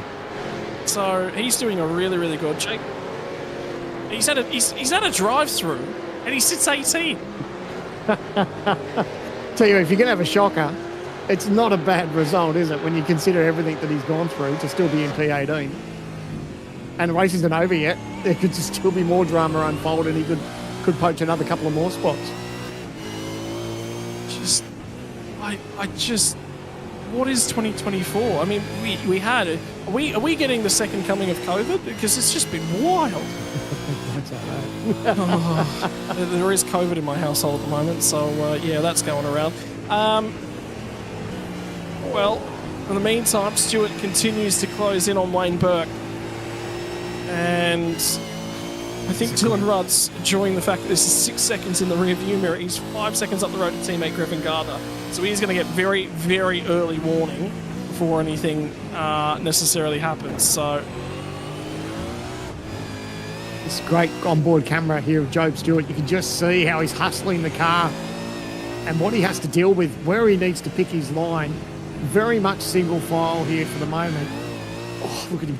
He might even touch the wall there, but you can see it's no easy task. Look at him just soaring on the wheel. The bumps in this racetrack and what he's got to do to try and set himself up. This is a battle for 8th, and Job is just right there all the back of Wayne Burke, just trying to find his best opportunity. It's really tough through this part, very much single file through here. But it's almost braille stuff almost to the back of him, just to see if he can get the job done. Okay, never mind. I was about to say Ian Ford just jumped on the radio and I was wondering, oh no, is something happening to Ian Ford yet again here tonight? But just talking about the issues for Josh Anderson as they continue to get worse, not better, unfortunately.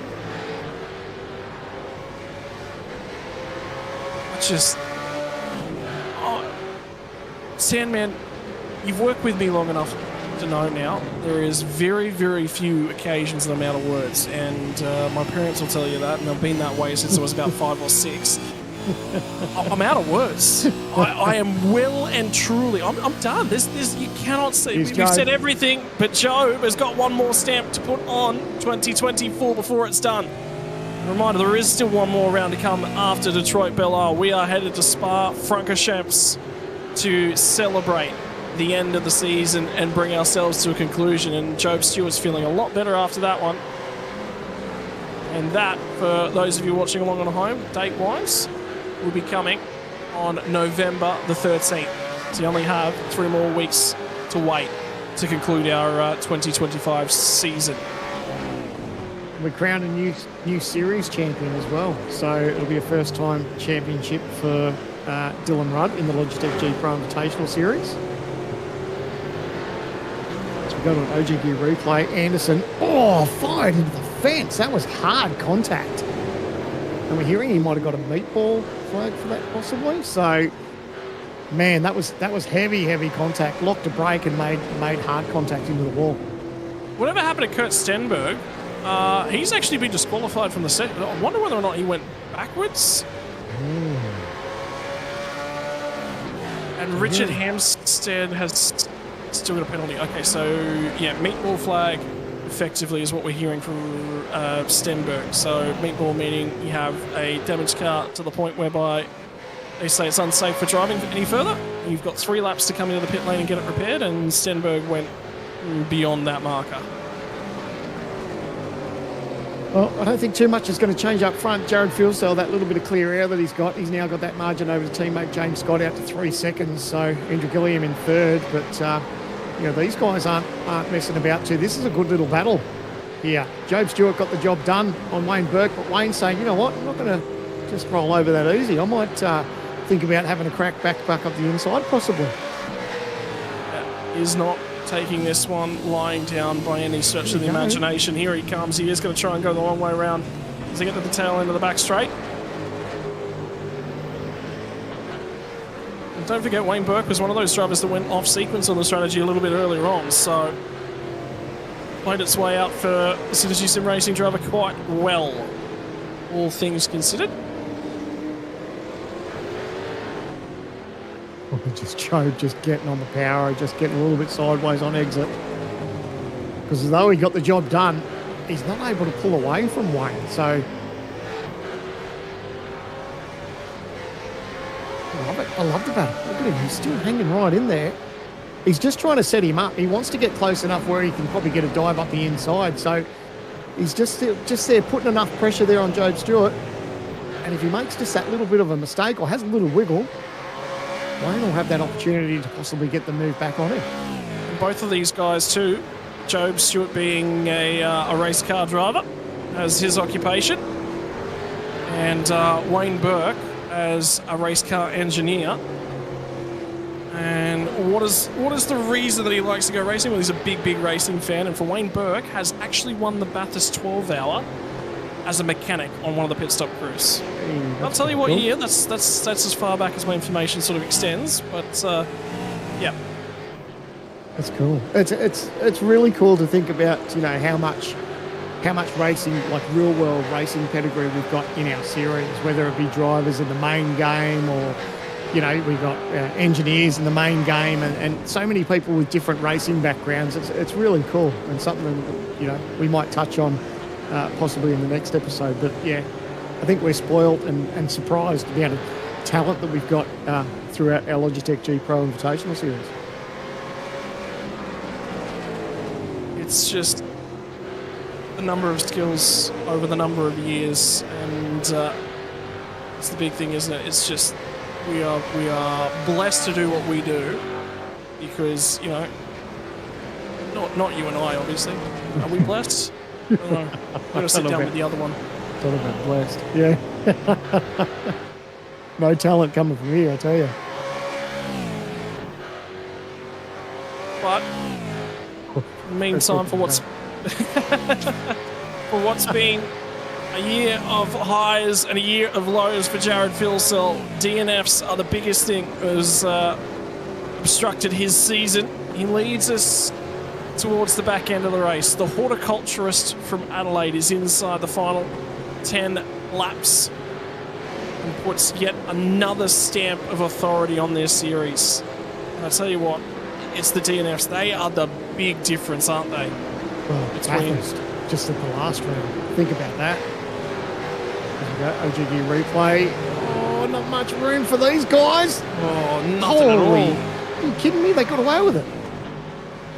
What? I thought these two were going to be eating hospital food after that one, but they managed to get away with it. Yet again. Bo Albert, albeit, you remember back at the start of the night we said about Bo Albert, he wasn't comfortable around here. He really doesn't like the track, not feeling all that quick, not feeling all that great. He's only just outside the top 10. And he's not too far back from Adam Briggs with an opportunity to try and hunt him down. He's making a little bit of time from time to time.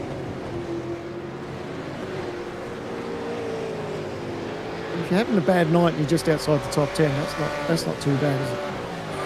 I'll take that every day. Not at all. So 8 laps to go, and I've really enjoyed this race. I knew we were probably in for something special, as this track can be a little bit tricky, and when you're talking about 72 laps around this racetrack, the bumps, the undulation, how close the racing is, There's a move up the inside. I mean, it's really had a little bit of everything, and it's really turned it on. It's been a great addition to our series and mixed things up a little bit. But boy, oh boy, it could have been a different story. You know, you were touching on about DNFs, and Jared certainly had his fair share of dramas throughout the season, but Bathurst was the nail in the coffin. And I'll tell you what, it'd be a different story if Bathurst hadn't have gone the way it had of for Jared, being that he's leading tonight. It could have been an absolutely different story. Going digging through the information that I have on standby sometimes, and you know, back at the start of the year, we asked our drivers, you know, what is your target? What is your goal for 2024? What would you like to achieve? And all Dylan Rudd said was, I just want to win some races. You know, I don't actually think he has done that across the duration. He's been quick, he's been consistent, he's been there every step of the way. But at no stage has he actually put a step of authority. He's never actually won the race. He's been on the podium. He's been there, and he's been thereabouts. But for a driver who is a two-time state karting champion, for a driver that likes to chill out by doing some roll racing and some water skiing, 2024 has been the year he won the sim racing lottery. And now all that stands between him and championship glory is a mistake-free 7 laps. He doesn't have to set the world alight. He doesn't have to turn qualifying laps. He doesn't even have to be all that quick. He's got 4 spots he can lose. And the championship will be his to sit back, relish and enjoy. And then Spa becomes just that. Spa Resort, a champagne weekend where he gets to celebrate as the 2024 champion. And back in 2022, one of his teammates drove into this race and became champion-elect with a round to spare as well, and that was Jared Filsell back then. So we've got some history. This team are doing it. Yeah, and to have that and to go into a round where you're already crowned as a series champion, that just releases the pressure off his shoulders, and he just really will get to take Spa in. I mean, you know, it hasn't happened yet, but he's 6 laps away. He's doing everything right, and the bit that he's loving at the moment, there's no pressure in front, there's no pressure from behind. He knows he's got plenty of fuel to go the race distance. He doesn't need to put in qualifiers, he just needs to bring it home. So it's all about just hitting his marks, stay composed, and yeah, he'll be tasting championship champagne at the end of it come 6 laps time. His ex-team boss heard about the opportunity he had to go and race with Lobs Esports. That would be Sean McNamara, and Sean said, mate, you've got to take it. You've got to go be there, and I will be celebrating every step of the way along with you. They talk about him in just the way that he goes about his business, the way he's clean, consistent. He's a lovely guy to be around. He is a complete and utter sportsman. He's a lovely driver. He's young too. 22 years of age at the start of the year. He's only been on sim racing for 4 years. He's an electrician by day. And I tell you what, this year he has been wired up to perfection. And what a position he's in at the moment too, just cruising around, knowing that, you know, what lies ahead. It's pretty exciting. It'd be hard to keep that excitement under you know, all composed in that at the moment, but he's doing a good job. There's a place for people who can't keep themselves composed, that can't keep the excitement under wraps, and it's called a commentary box. That's right. But for a sim racer, a sports person, emotion is the enemy. You cannot afford to get yourself wrapped up in the big occasions. You've just got to get out there. You've got to turn clean laps. He's done everything he needs to do, and under 5 laps left to run. This time, on this lap, there'll be 15 more kilometres, and he will just be counting them all off, corner by corner. That's one more corner closer. We are getting so close to finally just being able to announce our champion, and it's not done for these guys either. Wayne Burke has found his way back on by Job Stewart. And Stewart's got some work to do, and then we cast our eyes a little bit further adrift. This is all the way back down towards the back end of the top 20. O'Shea 18th, Ford 19th, Thomas Freeman in 20th, and Freeman would love a good result to bookend his series. It's also been another year to forget for that driver as well as Ian Ford. Leaves his mark on the Ford of Dylan O'Shea. He got real in there deep. I was like, man, is this going to turn to custard or not? But they all got away with it. Just a little bit of braille to like say, my brakes are tired, my tyres are tired. Just a little bit of nose to tail. It was gentle. How's that? Look at the rears there. Just this is where he got the pass on Job Stewart. Job just you see him dive on the anchors and just go, all right, we'll give that one back. Let's go again. Yeah, that's it. And it's the joy of the fight sometimes for people, isn't it, as well? He's enjoying it. About Rattray White, still turning laps down in 24th as well. He sits actually just off the back of the fight between Wayne Burke and Job Stewart. Yeah, well, he needs to bring this home and grab whatever he can because he's battling for that top 20 position. So, and that's something that'll be playing in his mind as this round goes on too. He knows that there's 2 more cars there, or 3 cars possibly, that he could get the job done on. Does he risk trying to make a move, or if that obviously turns bad for him, it could do more harm than good. So it's about weighing up those decisions. And it's like, does he think about making the move, or does he just sit and grab what points he can and then just think about Spa? Because obviously the drivers down towards the sort of middle order, they'll be thinking about that cut-off line. Everyone wants to be inside that top 20 just to take the pressure off making the series for 2025. I was just looking at Damon Johnson, sits inside of 15. That's a strong result from him. He would be very, very happy with that. And he's got a very clean race car as well. So, another strong day at the office. We're saying about how Greek Golt's had a few errors throughout the journey. Well, Andrew Gilliam's managed to get back past him and sits back on the podium. I had a feeling Gilliam was just hanging onto his tyres just a little bit more, so has managed to get his way through. But Griffin Gardner now is trying to run down Greek Golt. See if he can have a charge late on in the race. Sits underneath a second behind him now at the moment. So, yep, another battle. Not quite done. Griffin Gardner, 3rd in the championship. It's been a brilliant season from all the Lobs drivers, isn't it? Like they've really been a force to be reckoned with in 2024. And, it's not just 1 or 2 of their cars that have been strong. It's pretty much been all of them throughout this season. There's always been a number of the Lobs cars up there taking out the top 3 and, on a number of occasions. And, yeah, they're really the team that everyone sort of needs to chase for 2025 now. And to lock out 1st, 2nd, 3rd, Dylan Rudd in 1st, Andrew Gilliam in 2nd, and Griffin Gardner in 3rd in the championship. It's a strong showing. And, it could have been a lot stronger. We touched on the downfall that Jared had at Bathurst, but it could have been swamped by the top 4 of just all Lobs cars.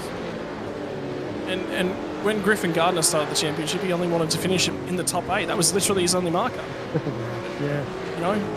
Over and above exceeds that marker, and it was for him. He achieved his racing high in 2023, becoming another major V8 Supercar Series champion, which was it's just a big thing for him with the progress and the steps forward that he made. And again, another driver midway through the series, an opportunity opened up, and he landed with the Lobs Esports outfit and immediately made huge grounds out of that effort. So.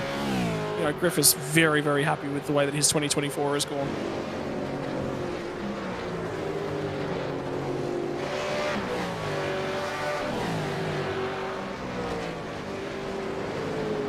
Going through the motions now. It's the sun starting to set here at Belle. Beau Albert still racing here with Jordan Ross. And Jordan isn't giving up, is he? He's right there. And this is where the cars are tired, the drivers are tired, and here he goes. He's thinking about a move up the inside. Hasn't quite got enough there. Oh, he's just locked a brake there, put the pressure on Beau, and now he's got the move up the inside. Good move there from Jordan Ross. Beau just had to get out of it because he knew that Jordan was enough there alongside of him. Just locked that little brake, and that was enough for him to get the job done. So nice pressure move there from Jordan Ross. And again, another round that Beau Albert's going to finish with a wounded race car. Again, not his fault. There's a lot of them. There's a lot of wounded race cars on this track. Belle Isle has bitten a few and spat them out. So, there's not too many cars that are pristine around here. As we see the white flag, Jared Filsell, look at that margin, 5.5 seconds over teammate James Scott. And I kind of called it too. I said once that Jared had that little bit of clear air, I don't know that anyone had much for him, and that's exactly the way it's played out. Jared Filsell has been very strong here at Belle Isle. And he's 3/4 of a lap away of taking the victory here for the penultimate round the Logitech G Pro Invitational for 2024. For Jared Filsell, it's going to be a bittersweet final lap around this racetrack. This place was where he crowned himself champion in 2022. In 2023, it's where everything started to come unstuck for his year. He was trying to help a teammate. There was chaos and carnage, and he was at the core of it last year. And for 2024, he returns to the top step from the streets of Detroit Belle Isle. He has been a man on a mission this year, a mission to win as many races as he physically can, as many pole positions as he can. It won't be good enough for a championship shout, but there is none that can sit along, watch along, ride along, and disagree that this man has utter talent. He exudes it. It bleeds from his pores. He is quick in a V8 supercar. And yet again, from the streets of Detroit Belle Isle, he'll light up the rear tires. He'll celebrate it in style because he is going to take another race win for 2024, and he'll leave one more mountain left to tame in terms of race wins. And now we watch, we wait, and we get ready to celebrate. He is going to be the youngest champion in the history of the Logitech Pro Invitational. Dylan Rudd wins your 2024 Drivers' Championship. Cool moment. He'll be just savouring that right now. Crowned as the Logitech G Supercars Pro Invitational Champion for 2024. He'd be absolutely stoked. Takes the pressure off him now, and he gets to go to the final round and just soak it all up. How cool is that? He's won 2 state karting championships, but I get the feeling this is going to become the one that he writes on his resume, right at the top of the resume. 22-year-old. He's young. He's only been in the sim racing space from Brisbane for such a short period of time. When you look at the drivers that he's around, he has taken to it like a duck to water. I tell you what, he's taken to the burnouts like a duck to water as well. Those are some rear tyres that he no longer needs to care about because he is celebrating everything this year has meant. When you get the call up to drive alongside of a team that contains the names of Shane Van Gisbergen, Brody Kostecki, Richie Stanaway, James Scott, Jared Vilsell, you say, yes, I will be there, and I will be there with bells on. He's made the most of the opportunity. What a moment. What a moment. Oh, I'm stoked for him. He'd be thrilled. He's just sitting there just absolutely enjoying every moment of this and soaking it all in. And the fun is now. Like he gets to celebrate and line up the tyres. But now it's getting back to the team and talking about the year and just enjoying it now. It's pretty cool. And nice to see a new champion crowned as well. That's really good. Just such a moment, you know. It's 3 years, 3 different champions. A couple of rounds ago, we were looking at it and going, oh, well, it's Jared Filsell, isn't it? He's going to make himself the first back 2-time champion. And that story changed. Just what a year. We're not done yet. We're not done yet. Still got another round. Still another round to go. Let alone, do I need to remind you the drama that happened at Spa 2023? So, Mate, this, yeah, but the beauty is now that everyone gets to go there and pretty much battle hell for leather. It's going to be the teams on the bubble. They're the ones that are going to be, really stressing. And for Jared Filsell, 6 seconds was the final margin. It was all about getting track position, and he got it at the first pit stop. Then he had to make some critically timed overtakes. The pressure was on to pull those triggers and get the job done. He did that. Doing okay yet again. Round out the podium. 1, 2, and 3. James Scott will be second fiddle, which he will be disappointed. I get the feeling he's had to play second fiddle a lot this year, and that wouldn't have been the goal, but it's how it goes. He did advance his way forward past teammate Andrew Gilliam. He's set pole, has run strong here in the last couple of years. We'll round out our podium. Greek Gold said he needed a strong result to finish the year off. He's going to finally get one and put it all together. 4th place, home nice and comfortably. Griffin Gardner in 5th. Championship 1 from 6th spot inside the top 10. 20 seconds off the race lead. No one will ever look at that stat. They'll only look at when he won the championship. Wayne Burke gets home in front of Job Stewart, so that battle went deep on into the race. It was good to see. Blake Warboys home inside the 10.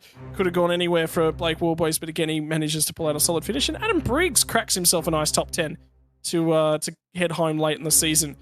Jordan Ross is going to sit just outside the top 10 in 11th spot, gets ahead of Bo Albert from Sean McNamara. McNamara needed a strong finish. Well, he found one here tonight. Robbie Gibbs, Damian Johnson. Brady Myers only good enough to get back to 16th from the rear end of the field. Still a reasonable night at the office. A lot of damage on that race car before the end. Jake Maloney, Dylan O'Shea home in 18th. Ian Ford. Thomas Freeman, I believe, cracks the top 20 for the first time this season as well. Outside the 20, though, that's a big story, isn't it? Wow. Yeah. Number 1 defending champion Madison Down will not be having the number 1 on his car for next year. Brady Baldwin, last car home on the lead lap. And then, my word, take a look at the walking wounded. Luke Rosello, we saw that spin for him late on and that we all thought might have been Dylan Rudd. Zach Rattray White was chasing him down, wasn't able to get the job done. We'll get home ahead of Jacob O'Reilly. Britton Hobson, he led laps in this race. He was right up at the pointy end for a very, very long time. And, yeah, the less said about that, the better. Tyson Broadhome, 3 laps down. Also on that lap, Josh Anderson. Rick Kuznetsov, we also thought at one point he might have a shot at winning the championship. All the way back at the start of the season. Kurt Stenberg will finish 16 laps down, which I believe is going to qualify him for points just. And from here, these are all the drivers who will get a big old 0 next to their name. DNFs for Hayden Veld, Richard Hampstead, Scott Gamble, Matt Bowler, and Andre Youssef with one of the most bizarre incidents in sim racing you've ever seen. Pedal failure of the highest order. Unreal. It had a little bit of everything, didn't it? It didn't disappoint. Belle really turned it on. And we saw some great racing, some big incidents, and a series champion crowned. It's really been brilliant. Certainly has. Oh, boy. Well, we are ready to chat to everyone post-race, and we're going to start off with, I believe, for some reason we managed to grab our second place finisher. Either way, James Scott is going to walk on into the commentary box and have a chat to us, mate. Tonight, I mean, realistically, you sort of sat there and when you maybe watch the broadcast back, you go, they didn't really talk about me all that much, but it was sort of that kind of night, wasn't it? It's about celebrating the guys in and around you and around the team.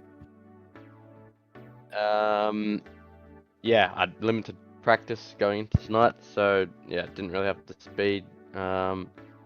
Made some setup adjustments before the race that turned out, I don't know, they felt alright in the first stint, but then after that maybe they weren't so great. But yeah, no, overall, can't complain. Mate, the teamwork, we did question things at one point there because all three of you guys up front went, a little bit different strategy. You put less fuel in the car than Andy did. Phil Sell went on the massive, I just want track position strategy. It was really, really interesting to sort of see the gloves come off and you guys all sort of, okay, we're just going to go every which way and whoever comes out on top comes out on top. Yeah, no, there's going to be a few different strategies play out, but that safety car, I don't know, sort of in the middle of the race there or whatever it was, just sort of put everyone on the same strategy, and yeah, from there it was pretty straightforward. Well, mate, she's a tough old track to tame. Are you at least glad that one's over? That feels like that would have been a sweaty old hour and 3/4 from the cockpit. Yeah, absolutely. That was a long old race, so yeah, keen to go to bed. Mate, finally, congratulations going your way. Who would you like to give a thank you to? Yeah, obviously, shout out to all the guys at Lobs, Shane, and everyone else for jumping on and spotting tonight. Always really appreciated. Sponsors doing okay, Rycar Performance, Hybrid Racing Simulations, you guys for the broadcast, and all the series race control and admin people. Mate, much appreciated. Thank you very much for your time. Always a pleasure to chat as usual. Thanks, mate. All right, we'll take one step further forward, and Sandman's going to be chatting to tonight's winner. Yeah, congratulations, Jared Philsell, winner for round 11 here at Belle Isle, mate. A brilliant race. Tell us a bit about it from your standpoint. It was a tough old race round here, 73 laps. Oh, yeah, I'm buggered. I didn't turn a lap until 4 o'clock the Savo, so I've been limited prep. So I've been driving since I got home from work. So I'm knackered. How did you feel? You said limited practice. Was the confidence there, though? It looks like the team was on top of it, though. It looks like all the cars did pretty well around this racetrack. Yeah, I just made sure make sure there was a setup in the folder for when I get on from work and I'll start doing laps. Yeah, I tried last year's setup. That was okay, but what the guys supplied tonight was fantastic. It was a lot better. We all went in a little subtle direction. I didn't make a single adjustment to it. I just drove it, and yeah, it seemed to be quite nice. So thanks Ruddy for the setup. So yeah, it was really good. And a little bit of strategy for you too, mate. With that first pit stop, it was a little bit shorter, and you sort of rolled the dice a little bit, and then some safety cars went in there and mixed things up. Did it all go to plan? Obviously, you got the checkered flag at the end, which is obviously the main goal. But how were your thoughts sort of halfway through the race? Yeah, that safety car was a bit of a shame. I was going to do a 3-stopper just to see what was going to happen. Oh, there you go. Yeah, it really threw a spanner in the works for the strategy. Yeah, I was really looking forward to trying something different. It's kind of a nothing race in terms of championship for myself. So it was just going to try something different. But it's unfortunate that we had a safety car and it just put everyone on the same strategy, unfortunately. And nice bounce back after the disappointment of Bathurst too. That was obviously the heartbreaker. Yeah, I haven't driven the car for 5 weeks since lap 16 or whatever it was when I got out of the car and then the thing terminated. So yeah, that was unfortunate. It is what it is. That's racing, unfortunately. So yeah, there's nothing, not upset or anything. It's yeah, it just is what it is. Well, before we let you go, mate, it's been a big effort from the Lobs team all year. Cracking race tonight. No doubt you want to thank a few people. Yeah, awesome job by the boys tonight, and lucky for Luke. I'm not sure what happened to him. I'm sure he got caught up in a car park somewhere. Yeah, just thanks to the boys for putting all the effort in all year. We were all limited prep for this round, so to churn out something that was race winnable and to have majority in the top half of the field was awesome. Just say thanks to Shane for getting up every single round at I don't know what time. It's super committed by him, and just, yeah, we really enjoy that he gets on and puts all the effort in and gives us a race-winning strategy in the end. Also, Brad Newman as well for jumping on and taking some weight off the guys, or off Shane especially. And we've also got Gianni and Thomas spotting and helping all the other guys just out in the background there. So yeah, awesome effort from the guys all year round. It's been fantastic. I honestly, yeah, I'm stunned to be honest. It's I've never been in a team where we've had so much success all year consistently. It's awesome. Also for Ruddy to clinch the championship round early is also really cool. I've been there, done that, so Ruddy can join that club. But he just needs to win a race though. He hasn't won a race all year, so it's not bad winning a championship without a race, eh? Yeah, well, he puts in the most effort of anyone in the team, and it shows. He's he's done so much work in the background, helping us out, helping himself out, and it's paid dividends in the end, really. So yeah, it's awesome. I'm stoked for him. Well, congratulations, mate. Great race tonight, and we'll see you for the next round as we wrap up our 2024 series. But until then, thanks, Jared. Yeah, cheers. And hand over to you, Scott, now, as Jared was talking to his teammate up and Dylan Rudd. You will be talking with our champion-elect. Yeah, and, well, it's been a wild run through 2024. It started all the way back at Sebring when we saw most of the field go up in smoke, a moment that will live on in sim racing legacy for many years to come. And that is where the mountains started to be climbed. Dylan Rudd had to fight his way back through the field. He had to score points at every opportunity, still yet to win a race for 2024. There's only one more chance for that yet to happen, but that doesn't matter, because who cares about race winning when you are tasting the sweetest champagne of them all? Ladies and gentlemen, your 2024 Logitech Pro Invitational champion, Dylan Rudd. Mate, we spoke to you before the top of the show, and you said, hey, yeah, there's no real nerves. We're just trying to get through this, drive it exactly the same as it has been all season long. but I get the feeling as the journey went on tonight, there was so many heart and mouth moments for you. Yeah, definitely. There were definitely a few close calls with other cars shunting. So yeah, just happy to make it through to the end of the race. Well, you only had to finish inside the top 10, mate. Got home in six, but talk to me about your 2024. I was actually just digging through the driver profile information. The goal for the year was to win a couple of races. You haven't done that. You won a championship instead, so I'd say goal achieved. Yeah, I'd definitely say winning championships obviously a bit better than race wins, but yeah, still would like to get a race win. We've come close a couple times this year, but yeah, just keep putting in the work and hopefully do a little bit better next year.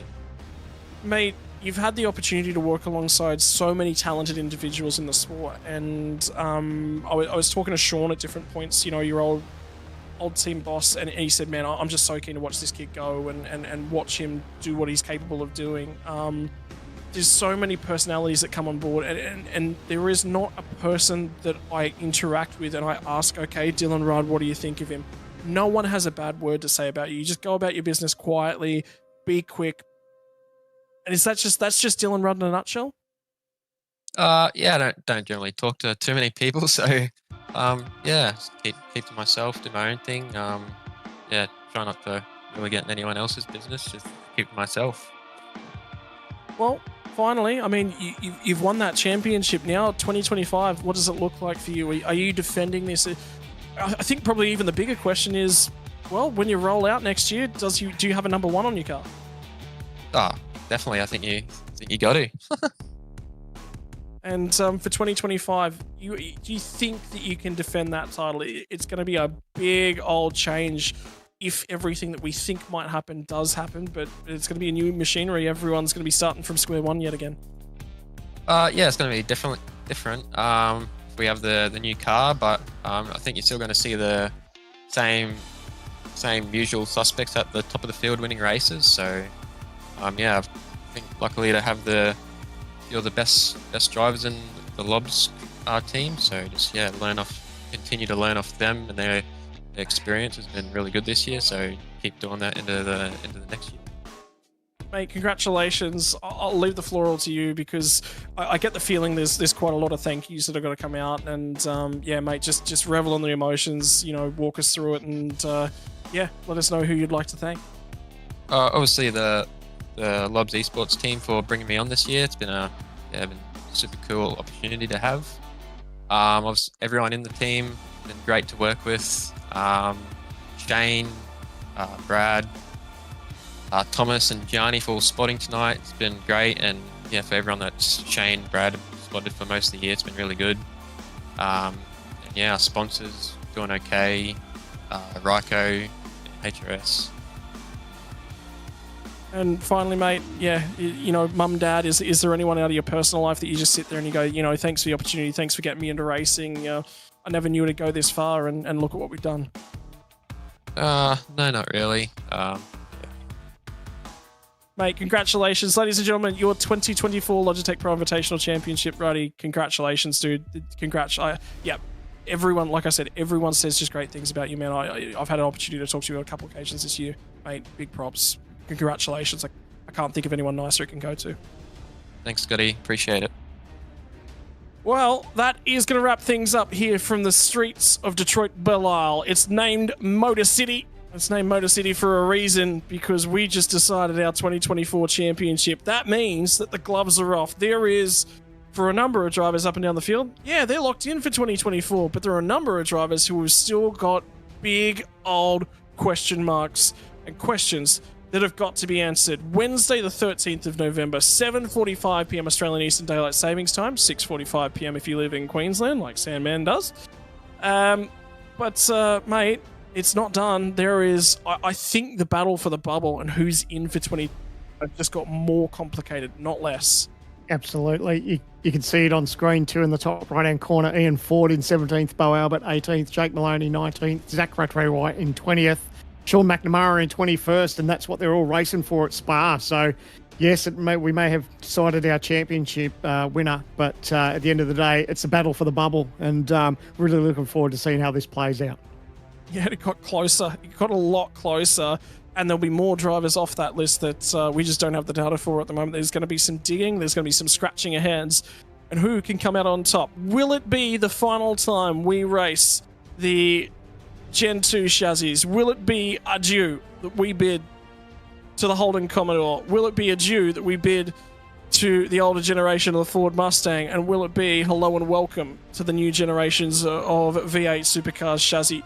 Like we said, ladies and gentlemen, thank you very much for joining us. It will be November the 13th that we join you to go racing for the final time for 2024 on behalf of myself, on behalf of Sandman, on behalf of Logitech, on behalf of OG Gear, Playtech, and the Playseat and the Gamesmen. Ladies and gentlemen, it's been a pleasure to bring you another race from the Logitech Pro Invitational. We'll see you in a few weeks' time to finalise the championship for 2024.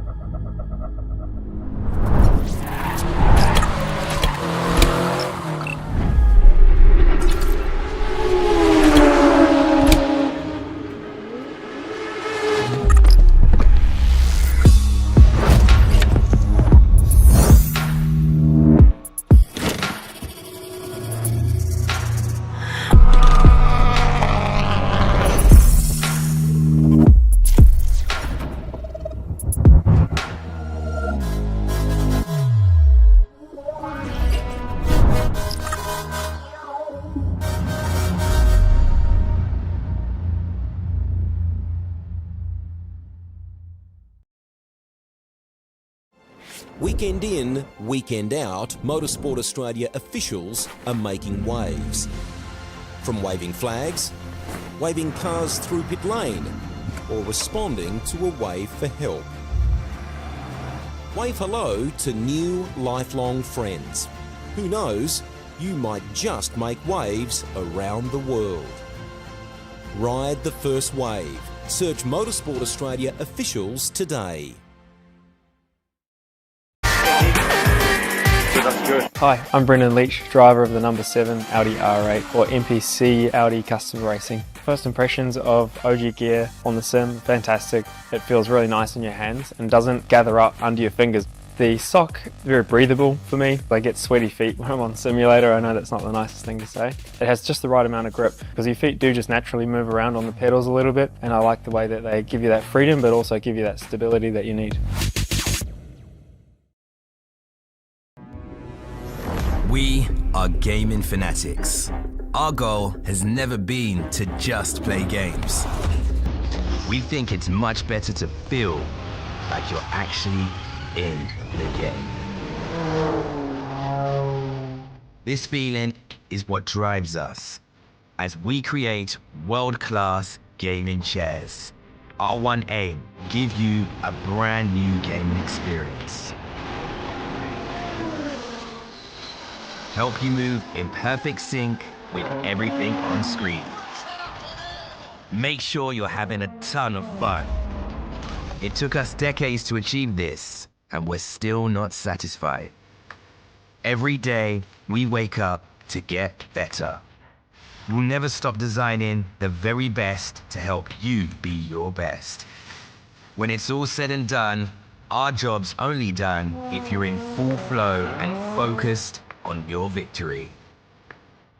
May you win, and win big.